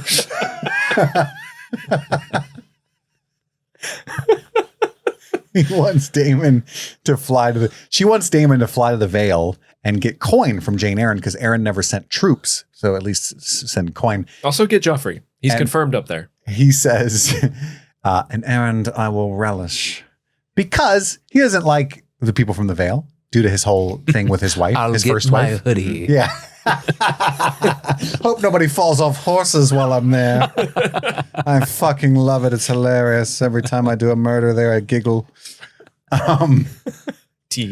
His gorgeous, cool first wife that he hated. Daemon wants to conquer Dorne and the entire world. He's like, look, I style us gods, Rhaenyra. A little awkward, a little Hitlery, but you know, it's Daemon. But then he switches tactics and is like, but the prophecy requires us to be super cool, right? You remember the prophecy? As the prophecy foretold. And she talks about how her father said that the dragons were a power that no man should trifle with. And he was like, I mean, for Viserys, if you're a pussy. He renounced his dragon. Did he renounce his dragon or did his dragon just fucking die? He only wrote it like one time. He only wrote it once and he was like, I got dizzy. Didn't like it. Scared of heights. Well, because it was old as shit and it died like the next month. The transmission was shot. It was a bumpy ride. You got to drive that thing every now and then or it's going to stop working. If you don't use it, you lose it. It was like an old Jeep Wrangler. You know what I mean? Those are bumpy. Rough rider. Yeah. Gotta know what you're in for. And then he gets pissed because she's like, no, I don't want to conquer the world. That sounds cool. So he storms off and then can we like ADR. get King's Landing? You still have to kill Darren. Still gotta do that. Like, come on, man. Can we at least get like King's Landing squared away? And then maybe the next step is world domination. But let's start here, okay? He's just the brain. Pinky and the brain. And what are we going to do today? Wait, is Rhaenyra Pinky in this situation? She would have to be because he's the one that wants to conquer the world. Rhaenyra, do you know what we should do today? Nerf! How dare you say that about my queen? Exactly. Then there's the scene of her staring down at a sleeping Darren. She's supposed to kill him, but he's whittled a bird. Oh, he whittled a bird. He's just a whittle boy. He's just a whittler. Princelings don't whittle. They may. I thought it was like is his house like a bird? He's an Aaron. He's an Aaron, yeah. There's lots of birds, from guys. the Vale. Definitely not from the Vale. And then she wakes in a carriage with Massaria. She's been sleepy, not sleeping well. Well, maybe we should get a better mattress. Maybe. Well, it seems you, hid your grief or buried your grief. Mm-hmm. I feel nothing. Well, I take that back. I feel rage. Like a lot of it. Against the machine, y'all guys. Disrespect your surroundings. That's not a Rage Against the Machine song. It's not, but I was just fucking, yes, and you to my grave. Thank you for that. I appreciate it. Fuck you. I won't do what you tell me. There you go. The ones who work forces. Rolling that rodeo with a shotgun. That'd be a great song for this scene. Hell yeah. I will look on those who killed my sons, Messiah. I will. Aemond. And random guy with crossbow. Mm-hmm. Triarchy soldier. That's who she's concerned with. Do you think that guy still lives? Like there's that boat of dudes are still out there like, remember that time? We shot that dude? That was wild. Yeah. I got him. No, I got him. I want to hear their song. You know, they argue about who actually hit him for sure. Yeah. And there's a couple people who claim it that weren't even at the battle. I would have missed. I would have shot at him and missed for sure. For sure. I would have too. Damn it. I would have like accidentally shot someone on the deck with me. Pull an Edmure. Yeah. Oh, that was one thing I remembered that we haven't brought up. I haven't had a reason to bring it up yet, but the first episode when Oscar Tully's like, we have to return our men to the mud, the rivermen way. But there was that famous funeral. At some point they changed their way. Yeah, they did a Viking funeral on a river. Oh. But well, that only works for, maybe that's only for the lords. Yeah, if they did that for every run. Maybe that's just the river run thing. Our rivers are damned with like burnt up boats, bodies. Can't navigate this at all on funeral days. Yeah. And then they're giving out food to all the small folk, and Massaria says, "Let the septon deny you. This will be your anointing." She's like, yeah, they love me. I'm the realm's delight. Yeah, you get an apple. You get a croissant. Hell yeah. And she's out there giving food to the small folks. I really love the transition between this scene and the next because it has that like swelling violin. Na na na na, she did a great job. And then it goes, na, na, na, na, like to the next scene. Like as soon as it cuts to the next scene. Or did she? She does not give those people enough food. No. Reminds me of Trump throwing like a roll of paper towels and dancing. That was a great Trump dance. He did the double handy that he always does when he dances. I don't like it. You don't like the double handy? No. It is off-putting. And then Corlys wants to talk again to Rhaenyra. Hey, I know you're busy. However, you styled Adam Hull rather than Valyrian. What was that about? And she's like, look, it's just not really a good time right now. Steve agrees. My castle lies in ashes, and I have asked no favor in return but this. I cannot in this moment be seen to raise up those born outside of noble troth.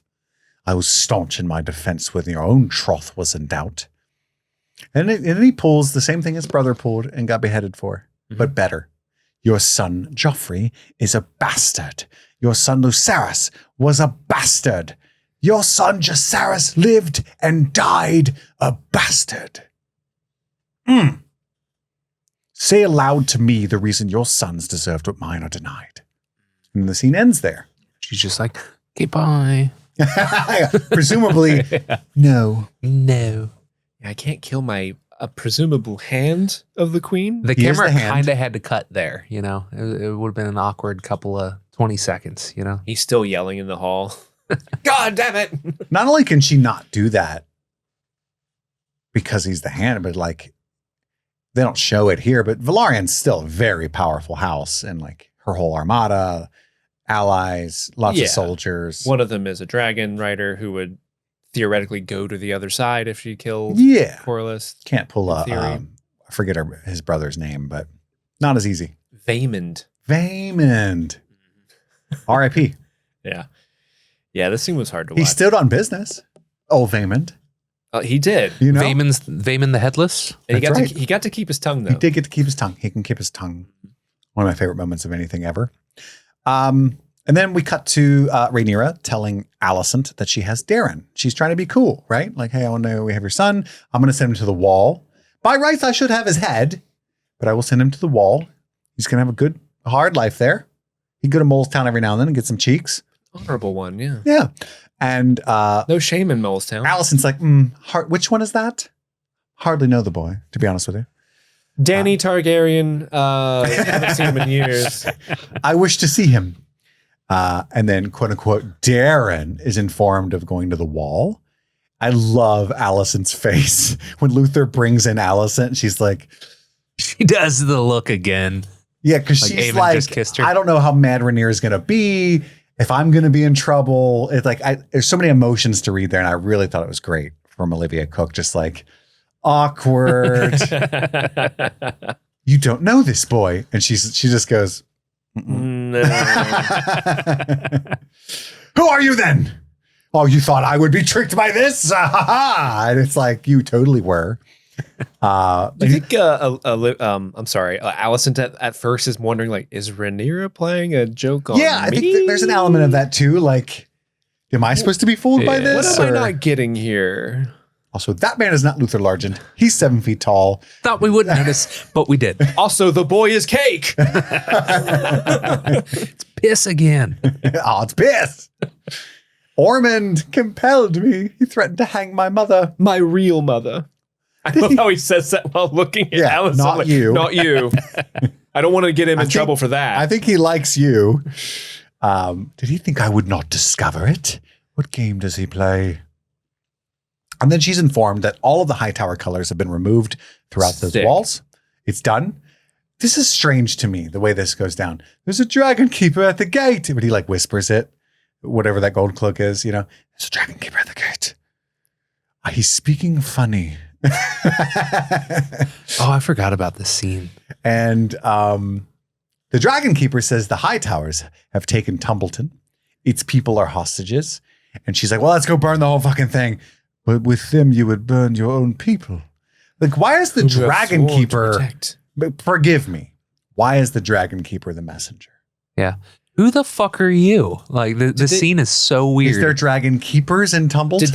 Is there a Dragon Keeper franchise in Tumbleton? They just have like a couple... Yeah, it's... Okay, thank you. You don't know either? I don't know either. I'm like, what lore am I forgetting? I was also confused a I'm little Hank bit by from this. the Tumbleton branch. Yeah. They sent me down here to cover. Yeah. I was keeping the one... I was keeping it real. No, the one dragon. The reason why he was like, I was the last one was because he's the only one at that branch. And because it's not, you know, I assume a lot of dragons stop it at Tumbleton. Oh my God, we forgot to clock in. I'm so sorry. Oh, boom, we did it. Well, I'll just go in the computer later and add your time. Thank you. I'm going to make sure. That was one of the worst parts about being a restaurant manager. I forgot to clock in. God damn it. Guess it's free. Well, legally, you can't do that. You got to go on the computer and you got to free labor. But no, this is an that will odd. not stand. This is an odd sort of choice to have the Dragon Keeper. Like, Your Grace, I ran all the way from Tumbleton. Your Grace, remember me? I like the shallot of the field, the framing of this scene where like the high tower colors are burning behind her while she's raging. She's having a vision in the flames, a vision of rage. Now, this is the third time they've pushed in on Rhaenyra's rage, and nothing ever comes of it. Well, diminishing returns for sure. Comedy always works in threes, so maybe this is the one. But that's the end of episode 3. I really do feel like this will be the episode most of the haters hate, and they come out full force. People that haven't read the books will be very frustrated by Rhaenyra's choices here, and they're not having like the queen's finally got the chair fun, except for maybe the banquet scene. They get a little bit there, I guess. Yeah. And then book readers, there's so many diversions here that, not that I'm like feeling that way. It's just sometimes I'm like, I have PTSD from dealing with it kind of thing, you know? Yeah, sure. People that have read the book 6 months ago are just so upset that there's changes. Yeah. As an avid Fire and Blood reader from 3 months ago, I am an expert. I am disgusted by this fan fiction. I have completely missed the point of what these books are fundamentally. But that's the end of the episode. Now we're going to talk about our favorite moments, dragon eggs, our favorite performances, all that kind of stuff. Just ahead after a brief break to hear from one of our sponsors. June is here, Stream Fiends, and the sun isn't the only thing bringing the heat. Your support for Streaming Things has been absolutely on fire. A huge thank you to every single patron who helps keep this show going each and every month. We genuinely could not do this without you. But right now, it's time to shine a special spotlight on our super patrons, the legends who go above and beyond and throw in $25 or more every single month to help keep Streaming Things alive.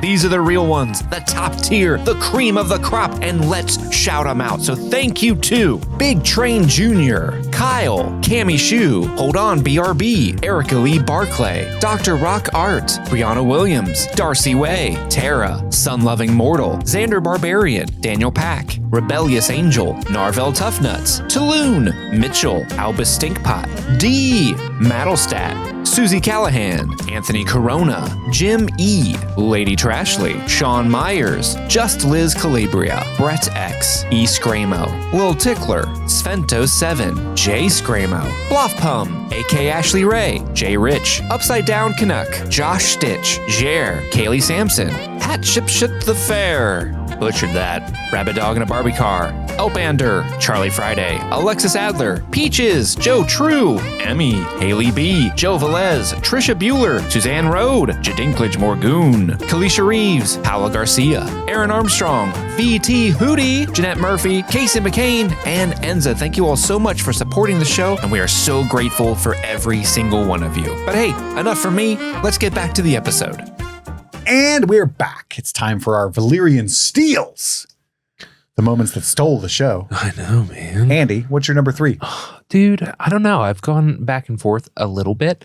I think my number 3, I'm going to say Corlys calling out Rhaenyra. Your kids are bastards. You know, he names them all. And I don't know. It's just an intense. The other one. The other one. We haven't met him yet. He's in the Vale. If you forgot Luke's name, that would be hilarious. Yeah, that was his heir too. Yeah. It's just kind of like the climax of the discomfort of this scene, of this episode, of just like somebody finally like sort of putting her in her place a little bit. Cause I don't know, like she's made what seemed to be the right decisions to her, but is kind of fucking up, you know? I just think that the performance here is phenomenal. And you love speaking truth to power.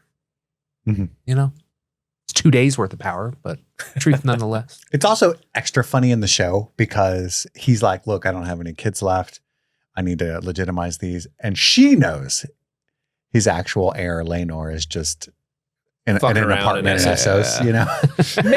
Maybe. I mean, I think there is, it's interesting. We don't know what happened to Laenor, but I think there's an argument to me that Laenor is dead because of the whole, like, a dragon only bonds with someone until they're dead. So the fact that Sea Smoke bonded with someone else implies that maybe Laenor's dead because just got in a bar fight over there. But that's not necessarily something that's been communicated in the text of the show. That's just more of a he's book in thing. Essos playing hockey. There's somebody on the other team that's a rival that he has like a heated rivalry with. You know? Carl. Having a good old time. Wasn't that his buddy's name that he left with, Carl? Yeah, with a Q. Because why not? It's more fun. That's how I would spell it. Yeah. Coral. Steve, what's your number 3? I have a bunch of scenes, and I haven't really like narrowed down where they place because I love them all so much. But I think I'm gonna go with my number 3 is the opening cold open scene with Daemon confronting Ormond, just because it's cool. It's like a really neat visual to see the 3 dragons versus the army, and Daemon is just such a delight in that scene. He's such a stinker, right? He's just MVP fun to watch. Yeah. And Daemon is a stinker, and sometimes when you put him in positions where he's with other characters that you like, and he's like picking on them, like with Nazaria, you're just kind of like, oh, come on, Daemon, reel it back a bit. But when you put him in this context where he's like shitting all over the high towers, you're like, yeah, get him. Mm-hmm. Yeah, really fun scene. Glad to see Ormond Hightower more. I'm really excited to see this character more and more throughout the season. I'm fascinated by him, especially after this episode, and I want to see more bold John Roxton and.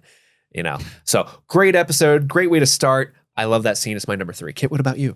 I agree. It's that same scene for that same reason. I think they've done a really good job. It's not the kind of show where you really have like an antagonist in the same way, which I think we talked a lot about. This show lacks the humor that Game of Thrones had. It lacks the kind of pairings. I was listening to Dave Chen on the Filmcast kind of lightly talk about Hot Tea the other day, and there are at least some characters in Game of Thrones that are pretty staunch in their morals that you can heavily root for. Doesn't always work out for you, but you can. Yeah. Basically the Starks, you know what I mean? Mm-hmm. You don't have that in Hot Tea at all. Yeah, almost everyone exists in a shade of gray. Yeah. And, but also I think one thing people don't talk about a lot is you also have these clear antagonists in Game of Thrones. You have your Joffreys, your Ramsays, Carl fucking Tanner, That's legend right. of Janelle. Legend. But yeah, they have minor antagonists as well. They're doing a good job of just kind of randomly making Ormond like a really, what's the word where it's like a formidable. Yeah, formidable antagonist. He's clever, which I think is the only function of pulling I thought about it throughout the episode. That's the only function of pulling the Darren the Daring ruse is characterizing Ormond as a formidable stinker. You know what I mean? Yeah. Because in the book, we get pretty much zero characterization of him. It's just like, here's a dude, and he exists on this house. And he's just team, Lord of Old Town. He's in battles. Has a bunch of soldiers. Yeah. He's winning because of Darren, as all the book says. Kind of conceptually otherwise, though, the show would have to be, and then there was a battle, and then there was another one, and we have a little bit of a stinkiness in between. Makes some garden conniving that must have occurred. Yeah. But I love this scene for all the reasons you said. I mean, we get so much juicy Daemon stuff. The dragons are sitting back there. Funny Ulf and Hugh bits, even though they don't get much to do. And plus, it's rare to have a cold open, right? Mm-hmm. For this type of show. Like usually we just like start with the credits and go into the story. This precedes the credits, at least on our screeners. Maybe it's different in the No, but that's true. I didn't even clock that, but I think that is something that is rare. It's also that first shot of Daemon kind of down, angled up at him. You see Caraxes behind him, and you're like, dope. And the camera moves a little bit more, and you see the other dragons. You're like, oh, dope. That's cool. Yeah. It's a neat shot. I'm going to eat every fucking chicken in this world. It was on my list. That's what Caraxes is thinking. Go yes. Andy, you're number 2. My number 2 is the scene where Daemon and Rhaenyra chat and like half English, half High Valyrian. He styles them as gods. Aegon only had 3 dragons. You have 6. We should be taking over Dorne. We should be taking over Essos. I think it's just a really, really... Valyrian was bigger than all 6 of them combined. Right. But sure, I see your point. My nerd. I love, first off, this happens like shortly after the whole rat dinner scene, and he's like, that was pretty funny. That's not going to do shit. But anyway, not fun gesture. This is all silliness. We should be out like taking over the fucking world. It's just fun insight into his character to be like, oh, you would be doing so much more if you were the one that was king. Like, that's wild. Not good shit, but more shit. That's for sure. And yeah, I don't know. Matt Smith is just a phenomenal fucking actor. And so he does such a good job of like, I'm kind of on his side while he's saying it. And then once the scene's over, I'm like, wait, hang on. No, that's bad. That's that's bad. Yeah. He's saying a bad thing. Yeah, I know. I think that's my number 2 as well. And it's a nice moment because the the whole episode is pretty nonstop. It's going from like scene to scene to scene. We're walking, we're talking, everything's ramping up. Walking, there's a lot of talking, walking, and I'm talking. There's so much like energy going from scene to scene, and then there's only a few moments where we get to like stop and sit and be like, "Whoo, this is fucking nuts," right? And that's how it feels as the audience watching the scene when it starts. But then, Daemon starts his bullshit and like, we should just control the world. Wouldn't that be so cool, girl? And it starts off fun, like you said, because he's like laughing at the noble people, and you're like, "Ha, they deserve it." But yeah, to your point, Andy, you are kind of like, okay, I'm listening. What about the winged people at ET? I'm into it. Or Fuck beyond Dorne. ET. Fuck Dorne, yeah. But then you're like, wait a minute. Yeah, thank you, Rhaenyra, for saying what you said, because that is fucking crazy. We can't even like get King's Landing sorted, my guy. So yeah, that's my number 2 as well. Kit? I'm torn now. Yeah, it's hard. There are a lot of really good scenes. Well, I have the knighting of the 3 guys that I really love that scene. I had that on my list too. Little cute fun stuff. But I'm now thinking that scene between Alicent and Rhaenyra where she says, "Your father lived in a world of his own construction. You and I have never set foot there."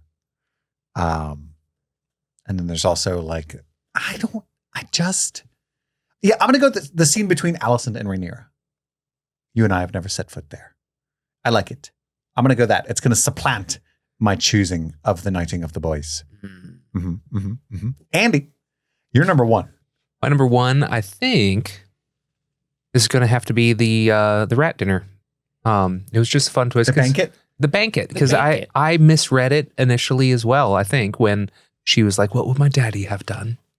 Well, because Miss Arya asks it quite earnestly, and she's the smartest person in that room. Yeah. It was a strange thing to me. Yeah. But yeah, the reveal of the rats and like, let this be a lesson to you. I'm robbing you as we speak. And this should be a small reminder of what I expect from you moving forward. Good shit. We love to see some Richie Riches, the aristocrats, eating humble pie. Mr. Steve, you're number 1. I'm curious. There's so many good choices. And I'm struggling because I really want to shout out the scene with Corlys getting mad at Rhaenyra in the hallway, because that's just like really great, juicy drama. And also it's like super uncomfortable because there is like, as someone in the real world watching in 2026, seeing a man of color being like, why are my kids not given the same opportunities as your children, to a white woman that does land, that does hit. And I do kind of feel that. So I want to shout that scene out because I really do like it. But then you brought up the banquet scene. I'm like, I do love the banquet scene because it is like speaking truth to power, and it is a lot of fun. You guys ever heard of a rat cook? Where we're cooking rats. We're doing a nice little subversion of Westerosi expectations here, baby. And we're sticking it to the rich because it makes sense. Like if you take control of a city and all the rich people and merchants and lower lords that were like around the whole time, and they're just like kind of, "Oh, I always believed in you, Your Grace." And the way she humbly is like, "Oh, I'm sure you did. Enjoy your meals." And then she has that conversation with Torrhen Manderly, which is just really intriguing. I'm really interested in seeing where they go with that character moving forward. He's like one of those guys that's even further left. And it's like, yeah, you know what I mean? Right. Oh, well, you're wearing a Nike hat and using an iPhone. So. Okay. How left are you? So pretty ironic. I'm torn here.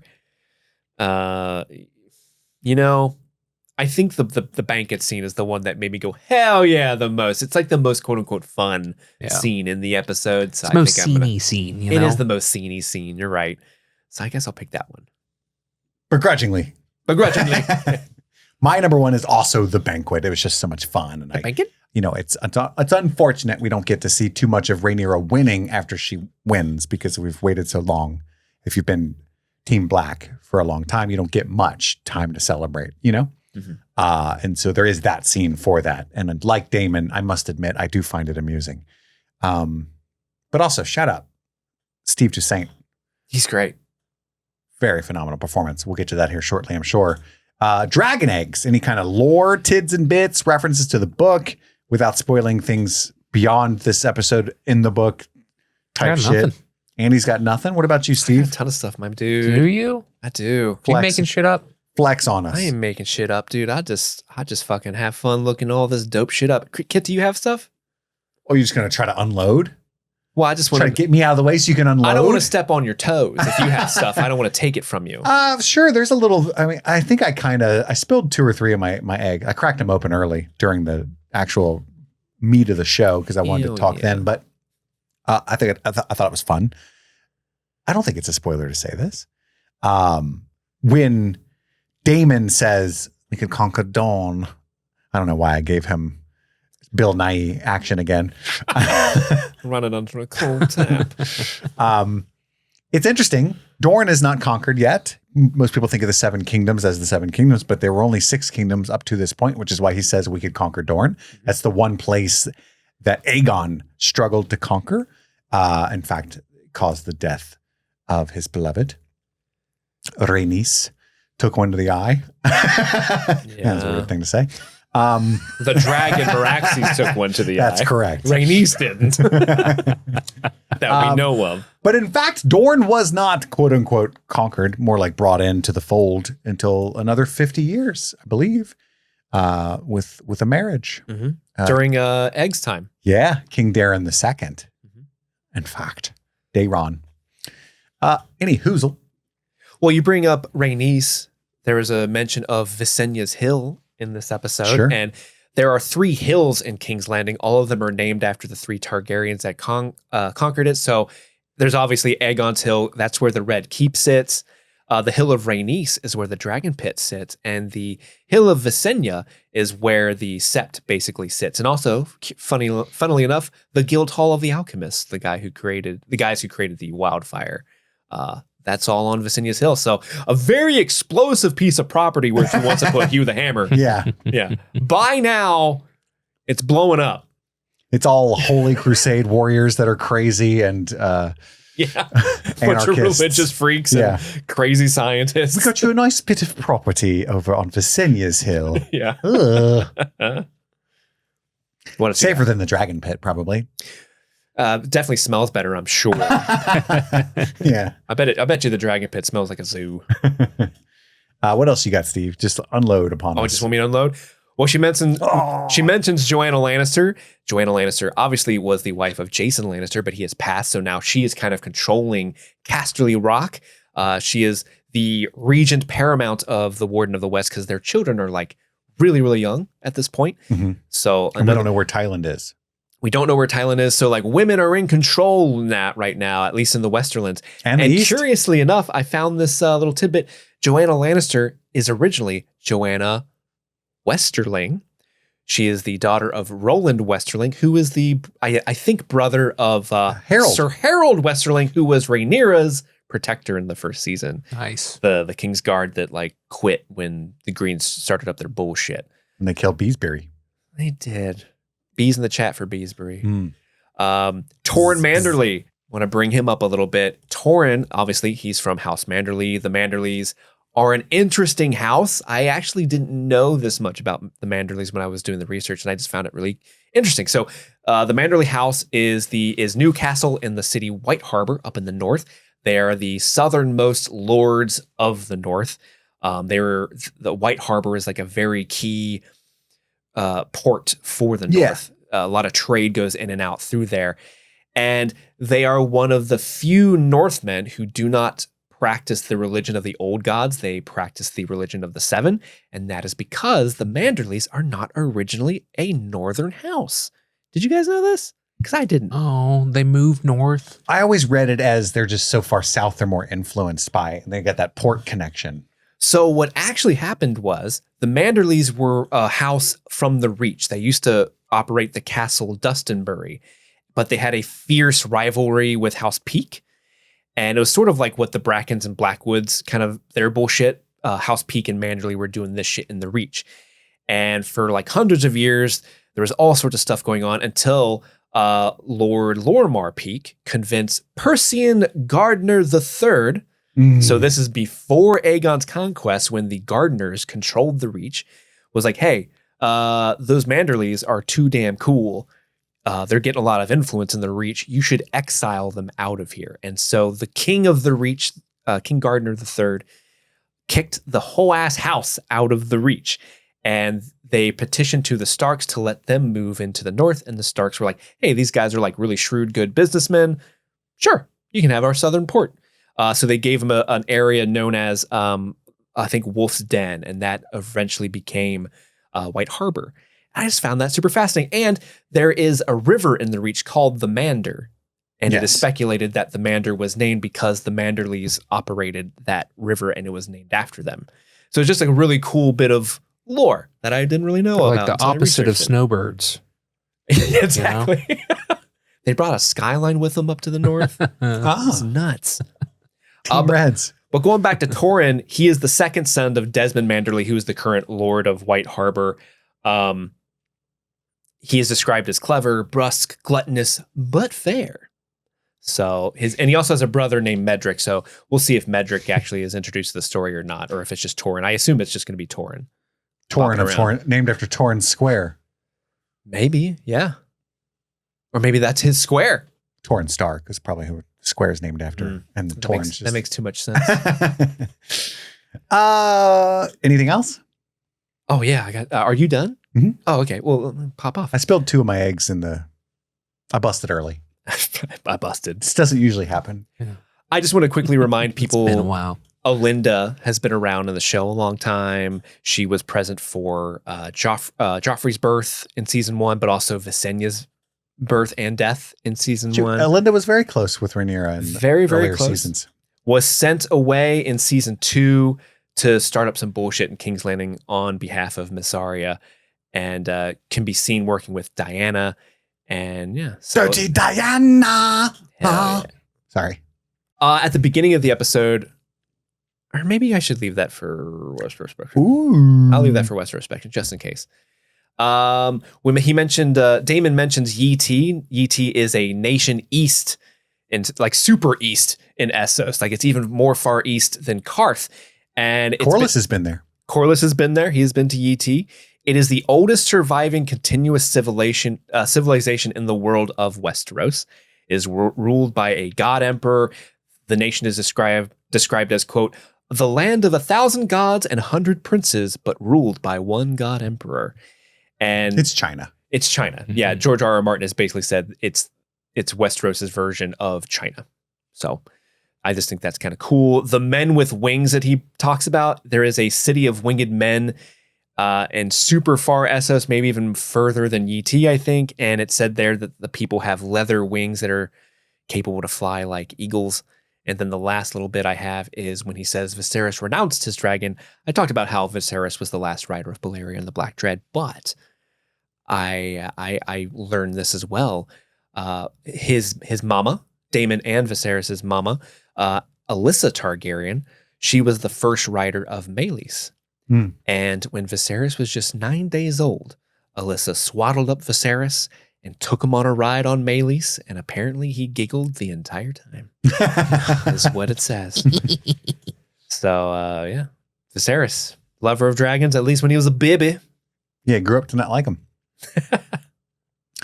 Cool. The rest I will save for Westerospection, just in case. Well, before we get to that, let's talk about our Mummer's Dragon, our favorite performances of this episode. Who are we going to nominate? We each get one. Andy, who are you going to give it to? Dude, I'm going to give it to Matt Smith.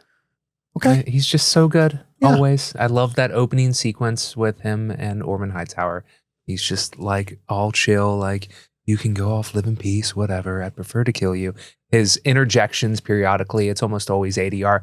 Don't forget, you're going to have to kill him. Is super fucking funny. Oh, dear. That performance that he gives in the sequence where he styles them as gods, that this is just silly. We should be out conquering Essos. We should be conquering Dorne. Yeah, Matt Smith is just so phenomenal, always. So I have to give it to him. Agreed. Very cool. Very cool. Steve? Love Matt Smith, but I think there's no one else to give it to than Emma Darcy. This is their episode. They are in literally every scene. Every scene is from their perspective, and they crush it, from being completely shell-shocked at seeing Jace in the hallway, to being glib with the small council in the certain scenes, to being a little bit of a stinker herself in the scene with the banquet scene. Emma Darcy is just so incredible, and they bring all the juice in every single moment. So it's got to be them. It's got to be Emma Darcy for me. I know, but I gave it to Emma. Was such a good performer with Queen's Landing. I think it was a We All Everybody with Emma Darcy last week, I think. And I think I'm going to give it to Steve Toussaint. I love Steve Toussaint. I think his performance, it doesn't have a ton to do, but it's like the most weighty. Yeah, that's true. And I think it's the one everybody's going to be talking about, good or ill, for the next week.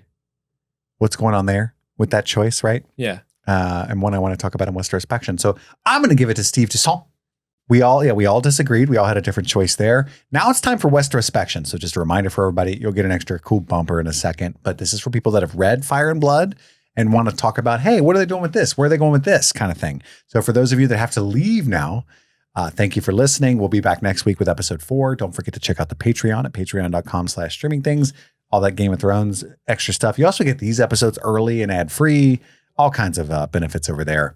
Thank you for joining us. Leave a rating and review wherever you're listening to this. That'll be helpful to have other people find us. Okay, now it's time for Westerospection.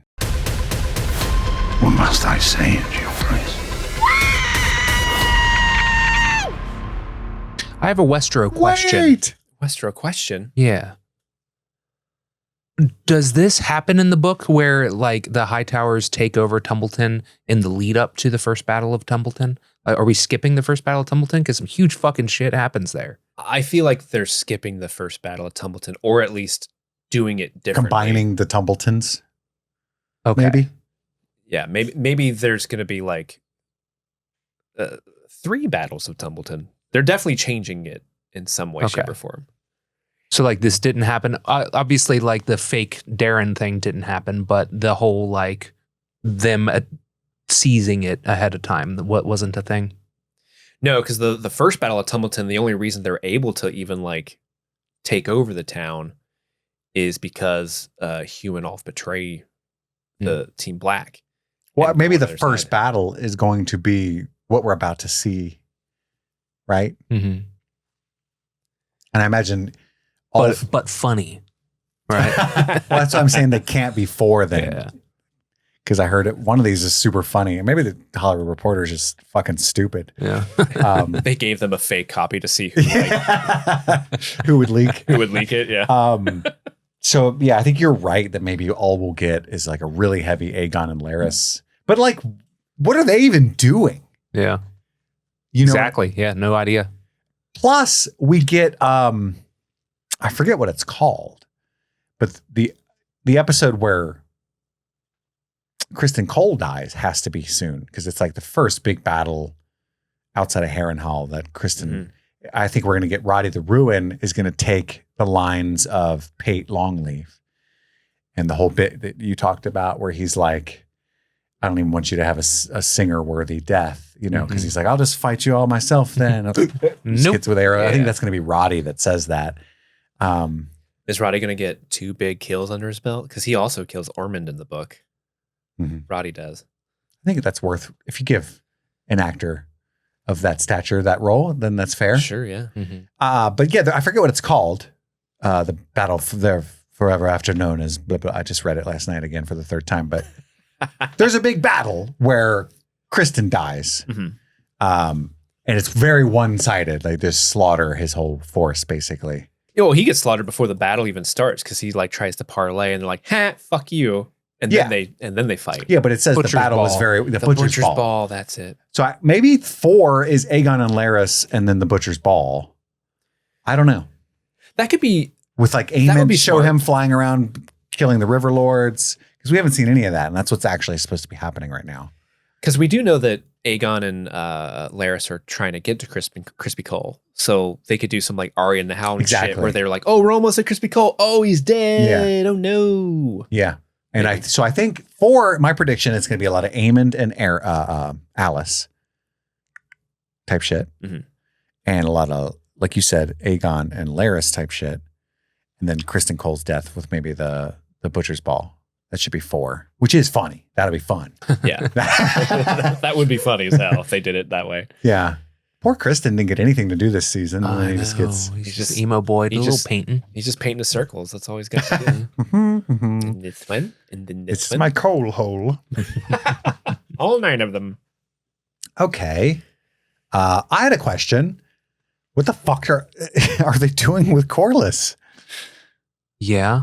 Because he outlives them all. Mm-hmm. But he's like, as I recall, very loyal to Rhaenyra throughout. He gets thrown in prison for the latter half of the because, dance. well, that was like propaganda that she got crazy though, right? Well, it was when Hugh and Ulf betray them, and then Torrin Manderley's She like, just gets paranoid. You can't trust any of the dragon seeds, so she's like, we'll arrest Adam, and then Corlys is like, hey, you can't do that.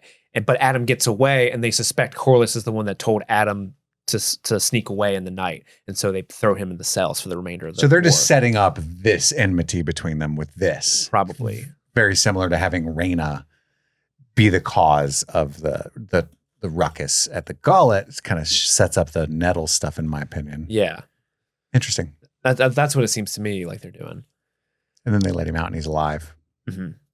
So another interesting thing I saw in this episode that I thought was really cool is when Hugh talks to Rhaenyra and was like, hey, what about my housing situation, girl? You going to give me that 2-bedroom apartment, 2 full baths? That's in the contract.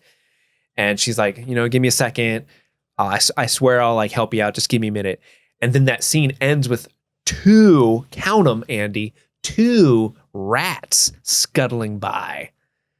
Hugh and Ulf, rats, betrayers. I don't know. I thought that was visually like look at that, 2 rats. Mm-hmm. Interesting. I thought that's what they were alluding to, but there's a lot of rats in this episode though. Yeah. There's only 2 at that moment. But usually you just see 1 rat in a frame, and then in that moment it's 2. And it's also like, they're not really rats. Cute little house mice. They're just like given legitimate reasons to, other than Ulf. No, they're fucking rats. Turn tail. It's so interesting what they're doing with Hugh specifically, because I feel like in the book, Ulf's pretty 1-to-1 with how he's described in the book. Hugh's also an asshole in the book. Hugh's a major asshole in the book, but like in this version, Hugh is very like stoic, honorable, like whatever you want, Your Grace, I'm down. They don't say much. There's like arguments about the veracity of some of the outlandish claims, like whether they were like raping and pillaging and flea bottom and stuff throughout is argued about in there. Yeah. But I think Gildane says, whatever the truth, it is 100% confirmed the people of King's Landing hated these motherfuckers. Yeah. Wherever they went, like even when they go to Tumbleton and they switch sides, that side hates those motherfuckers too. Yeah, that's true. They just hate them. I'd like to see them break bad.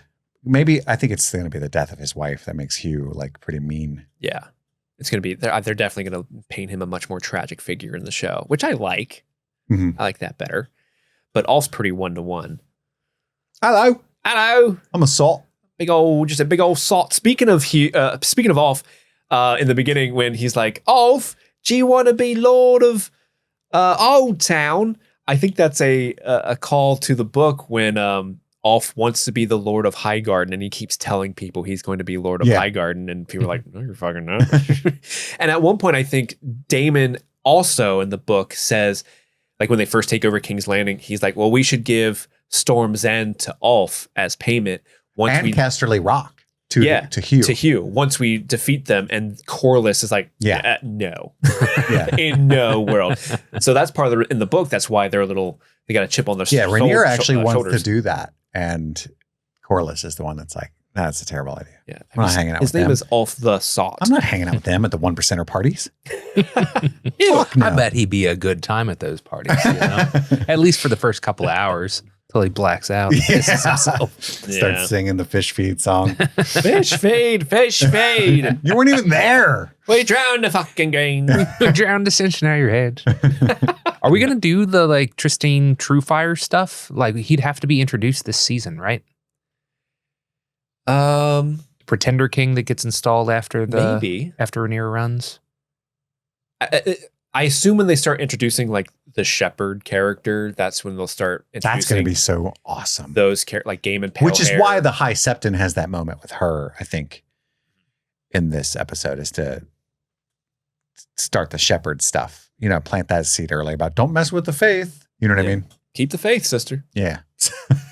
But then if we're next season or next episode's going to be all greens, we assume, and maybe the Butcher's Ball, then we are halfway through, right? at the end of next week, halfway through the season. The season, yeah.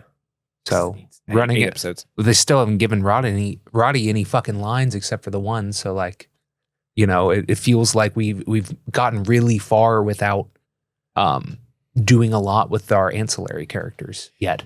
Yeah, because the first 2 episodes of the season definitely do feel like what should have been the season finales for season 2, which is a shame. Yeah, because they were really good, and that would have been a great end to season 2. But now I'm wondering, to your point, like, are we not going to get as many fun interactions with some of these minor characters that would make the story even more enjoyable? Yeah, probably not. History tells us. Yeah. We've already lost, and they've already cut like a bunch of characters that would probably be fun, like Pate Longleaf, and I mean even Adam and Alan's mom, Marilda Mouse. She's alive in the book during this whole entire fucking thing and doing her own shit, and so it's seemingly like we're not going to get any of the Marilda. She's got an Etsy store. Yeah, Maelor, who gives a fuck about him? But that whole Bitterbridge scene with Sir Rickard, who's already kind of just arrested, was pretty fun in the book. Ha! Yeah, that was he went into a lot of detail with that subplot. Yeah, that's why he was like, I worked all day on that. Yeah, that was 2 pages of my book. God damn it. I get it. It's probably fun. Yeah. Any other Westerosspections? I don't think so. It's just interesting I'm excited to see where we go from here. I like the changes for the most part because it keeps it fresh. And I know that's like a hot take, but I'm excited to see where they go. I love what they're doing. Yeah, I love it so far. I love it. Darn it. Gosh darn it, rootin' tootin'. I just and I love this episode. I just thought I feel better about it now. Now that I'm comparing what's going on with Corlys to what they're doing with Nettles Rhaena, I'm like, oh, okay. You know? You see the end game a little bit better? Yeah. We're in the end game now, Tony. Rage. Rage against the dying. I don't know why I thought of that. Thank you guys for listening. I'm so excited for episode 4. Hopefully they don't get so mad about the leaks that they don't give it to us. I'll be very pissed off. That's all the time we have for right now. My name is Kit. I'm Andy. And I'm Steve. And this has been Streaming Things, streaming House of the Dragon. Happy streaming.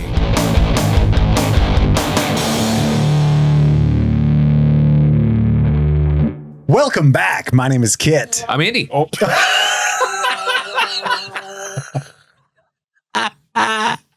Nice troll. I didn't mean to do That's that. my fucking life in a nutshell right now.